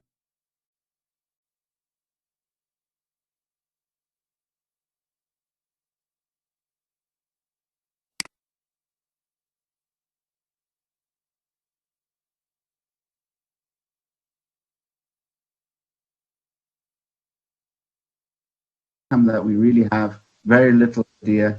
For what evidence there is suggests that actually most of those things are completely normal. Simon, let me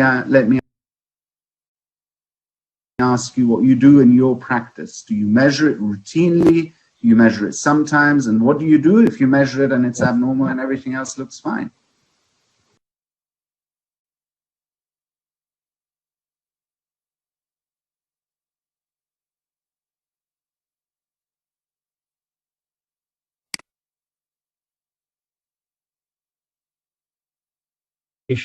No internal CNS malformation apart from a short, fat, thin corpus callosum. In a sense, if it subjectively is borderline, and this is where it becomes a little bit gray, if it's subjectively borderline and my measurement just puts it outside the 5th or 90th centile, thinness, thickness, shortness, I just feel there's no data there in counseling this patient regarding outcomes, and share absolutely the concern about the patient choosing termination of pregnancy because it's such an important organ system and all the uncertainties that go with it. So I'll probably stop there and maybe let Nina and Prashant comment. So in our practice also, we do not recommend routinely measurement of the corpus callosum.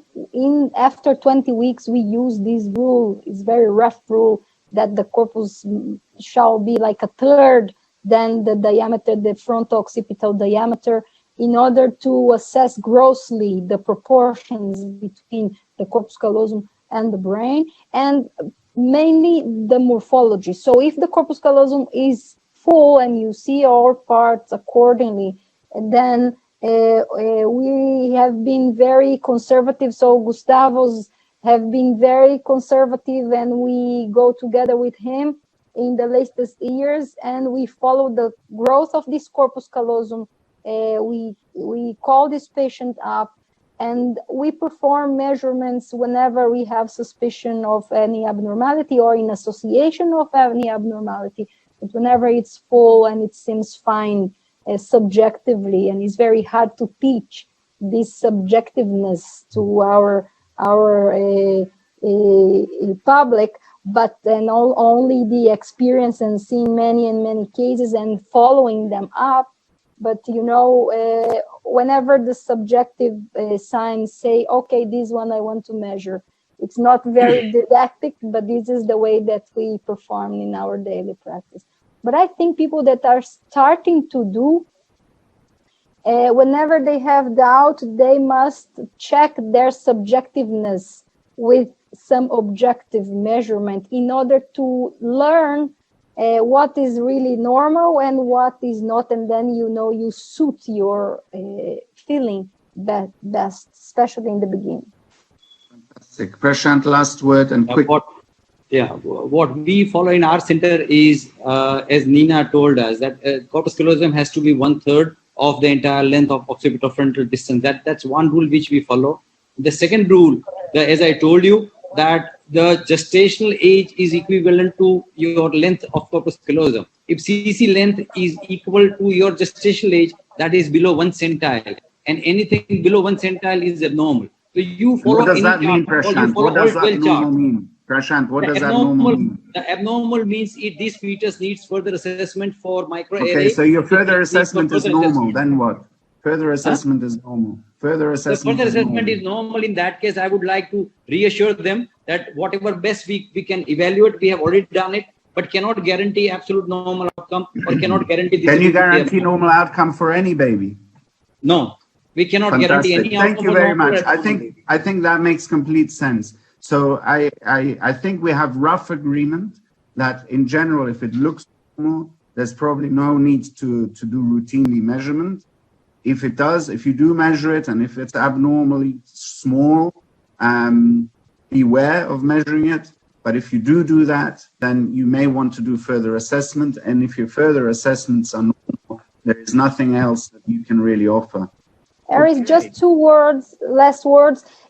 Another important thing in subjective assessment is our anatomic references. So it's important to look for the telachoroidea where it ends, and to see that the anterior aspect of the corpus callosum passes anteriorly, the most anterior aspect of the telachoroidea, as well as the posterior aspect of the corpus callosum gets until the upper aspect of the tectum. So also these anatomic references are important without any type of measurement, in order to see, okay, my corpus passes anteriorly the telachoroidea and gets up to the quadrigeminal cistern, so I'm fine.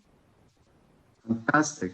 Guys, it is the hour. We have gone way beyond our time. There are more questions online, and I'm sorry I can't answer all of them. I tried to group them into the major questions that we've had. Most of the questions that are remaining on there, just copy your question, put it into Google, and you will find the answer, because the questions that are remaining on there are not difficult questions. There is one or two, and those maybe we can pick up at another time. I'd like to thank all of you, thank the speakers, thank the video conferencing organizers so much for your brilliant performance. Nina, thank you for doing this in the middle of a clinic. Sunday is a working day in Israel, so thank you. And I would remind all of those who are still online, on the 21st of June, same time, same place, be there or be square, because we are going to look at the SCAN Academy beyond the butterfly. We're going to move beyond the butterfly in the first trimester and really look at all we need to know in the first trimester assessment of the fetal brain. Yeah. With Simon and Prashant and Gustavo as well. So I look forward to seeing you then. And just to say bye the team. Thank you very much. We had more than 4,400 attendees here on the webinar. Thank you very much, all good friends. Thank you very much. Simon, Aris, Karina, thank you. Thank you. Thank you so much. It was a pleasure to be with you in between our exams here, and I hope you had great time.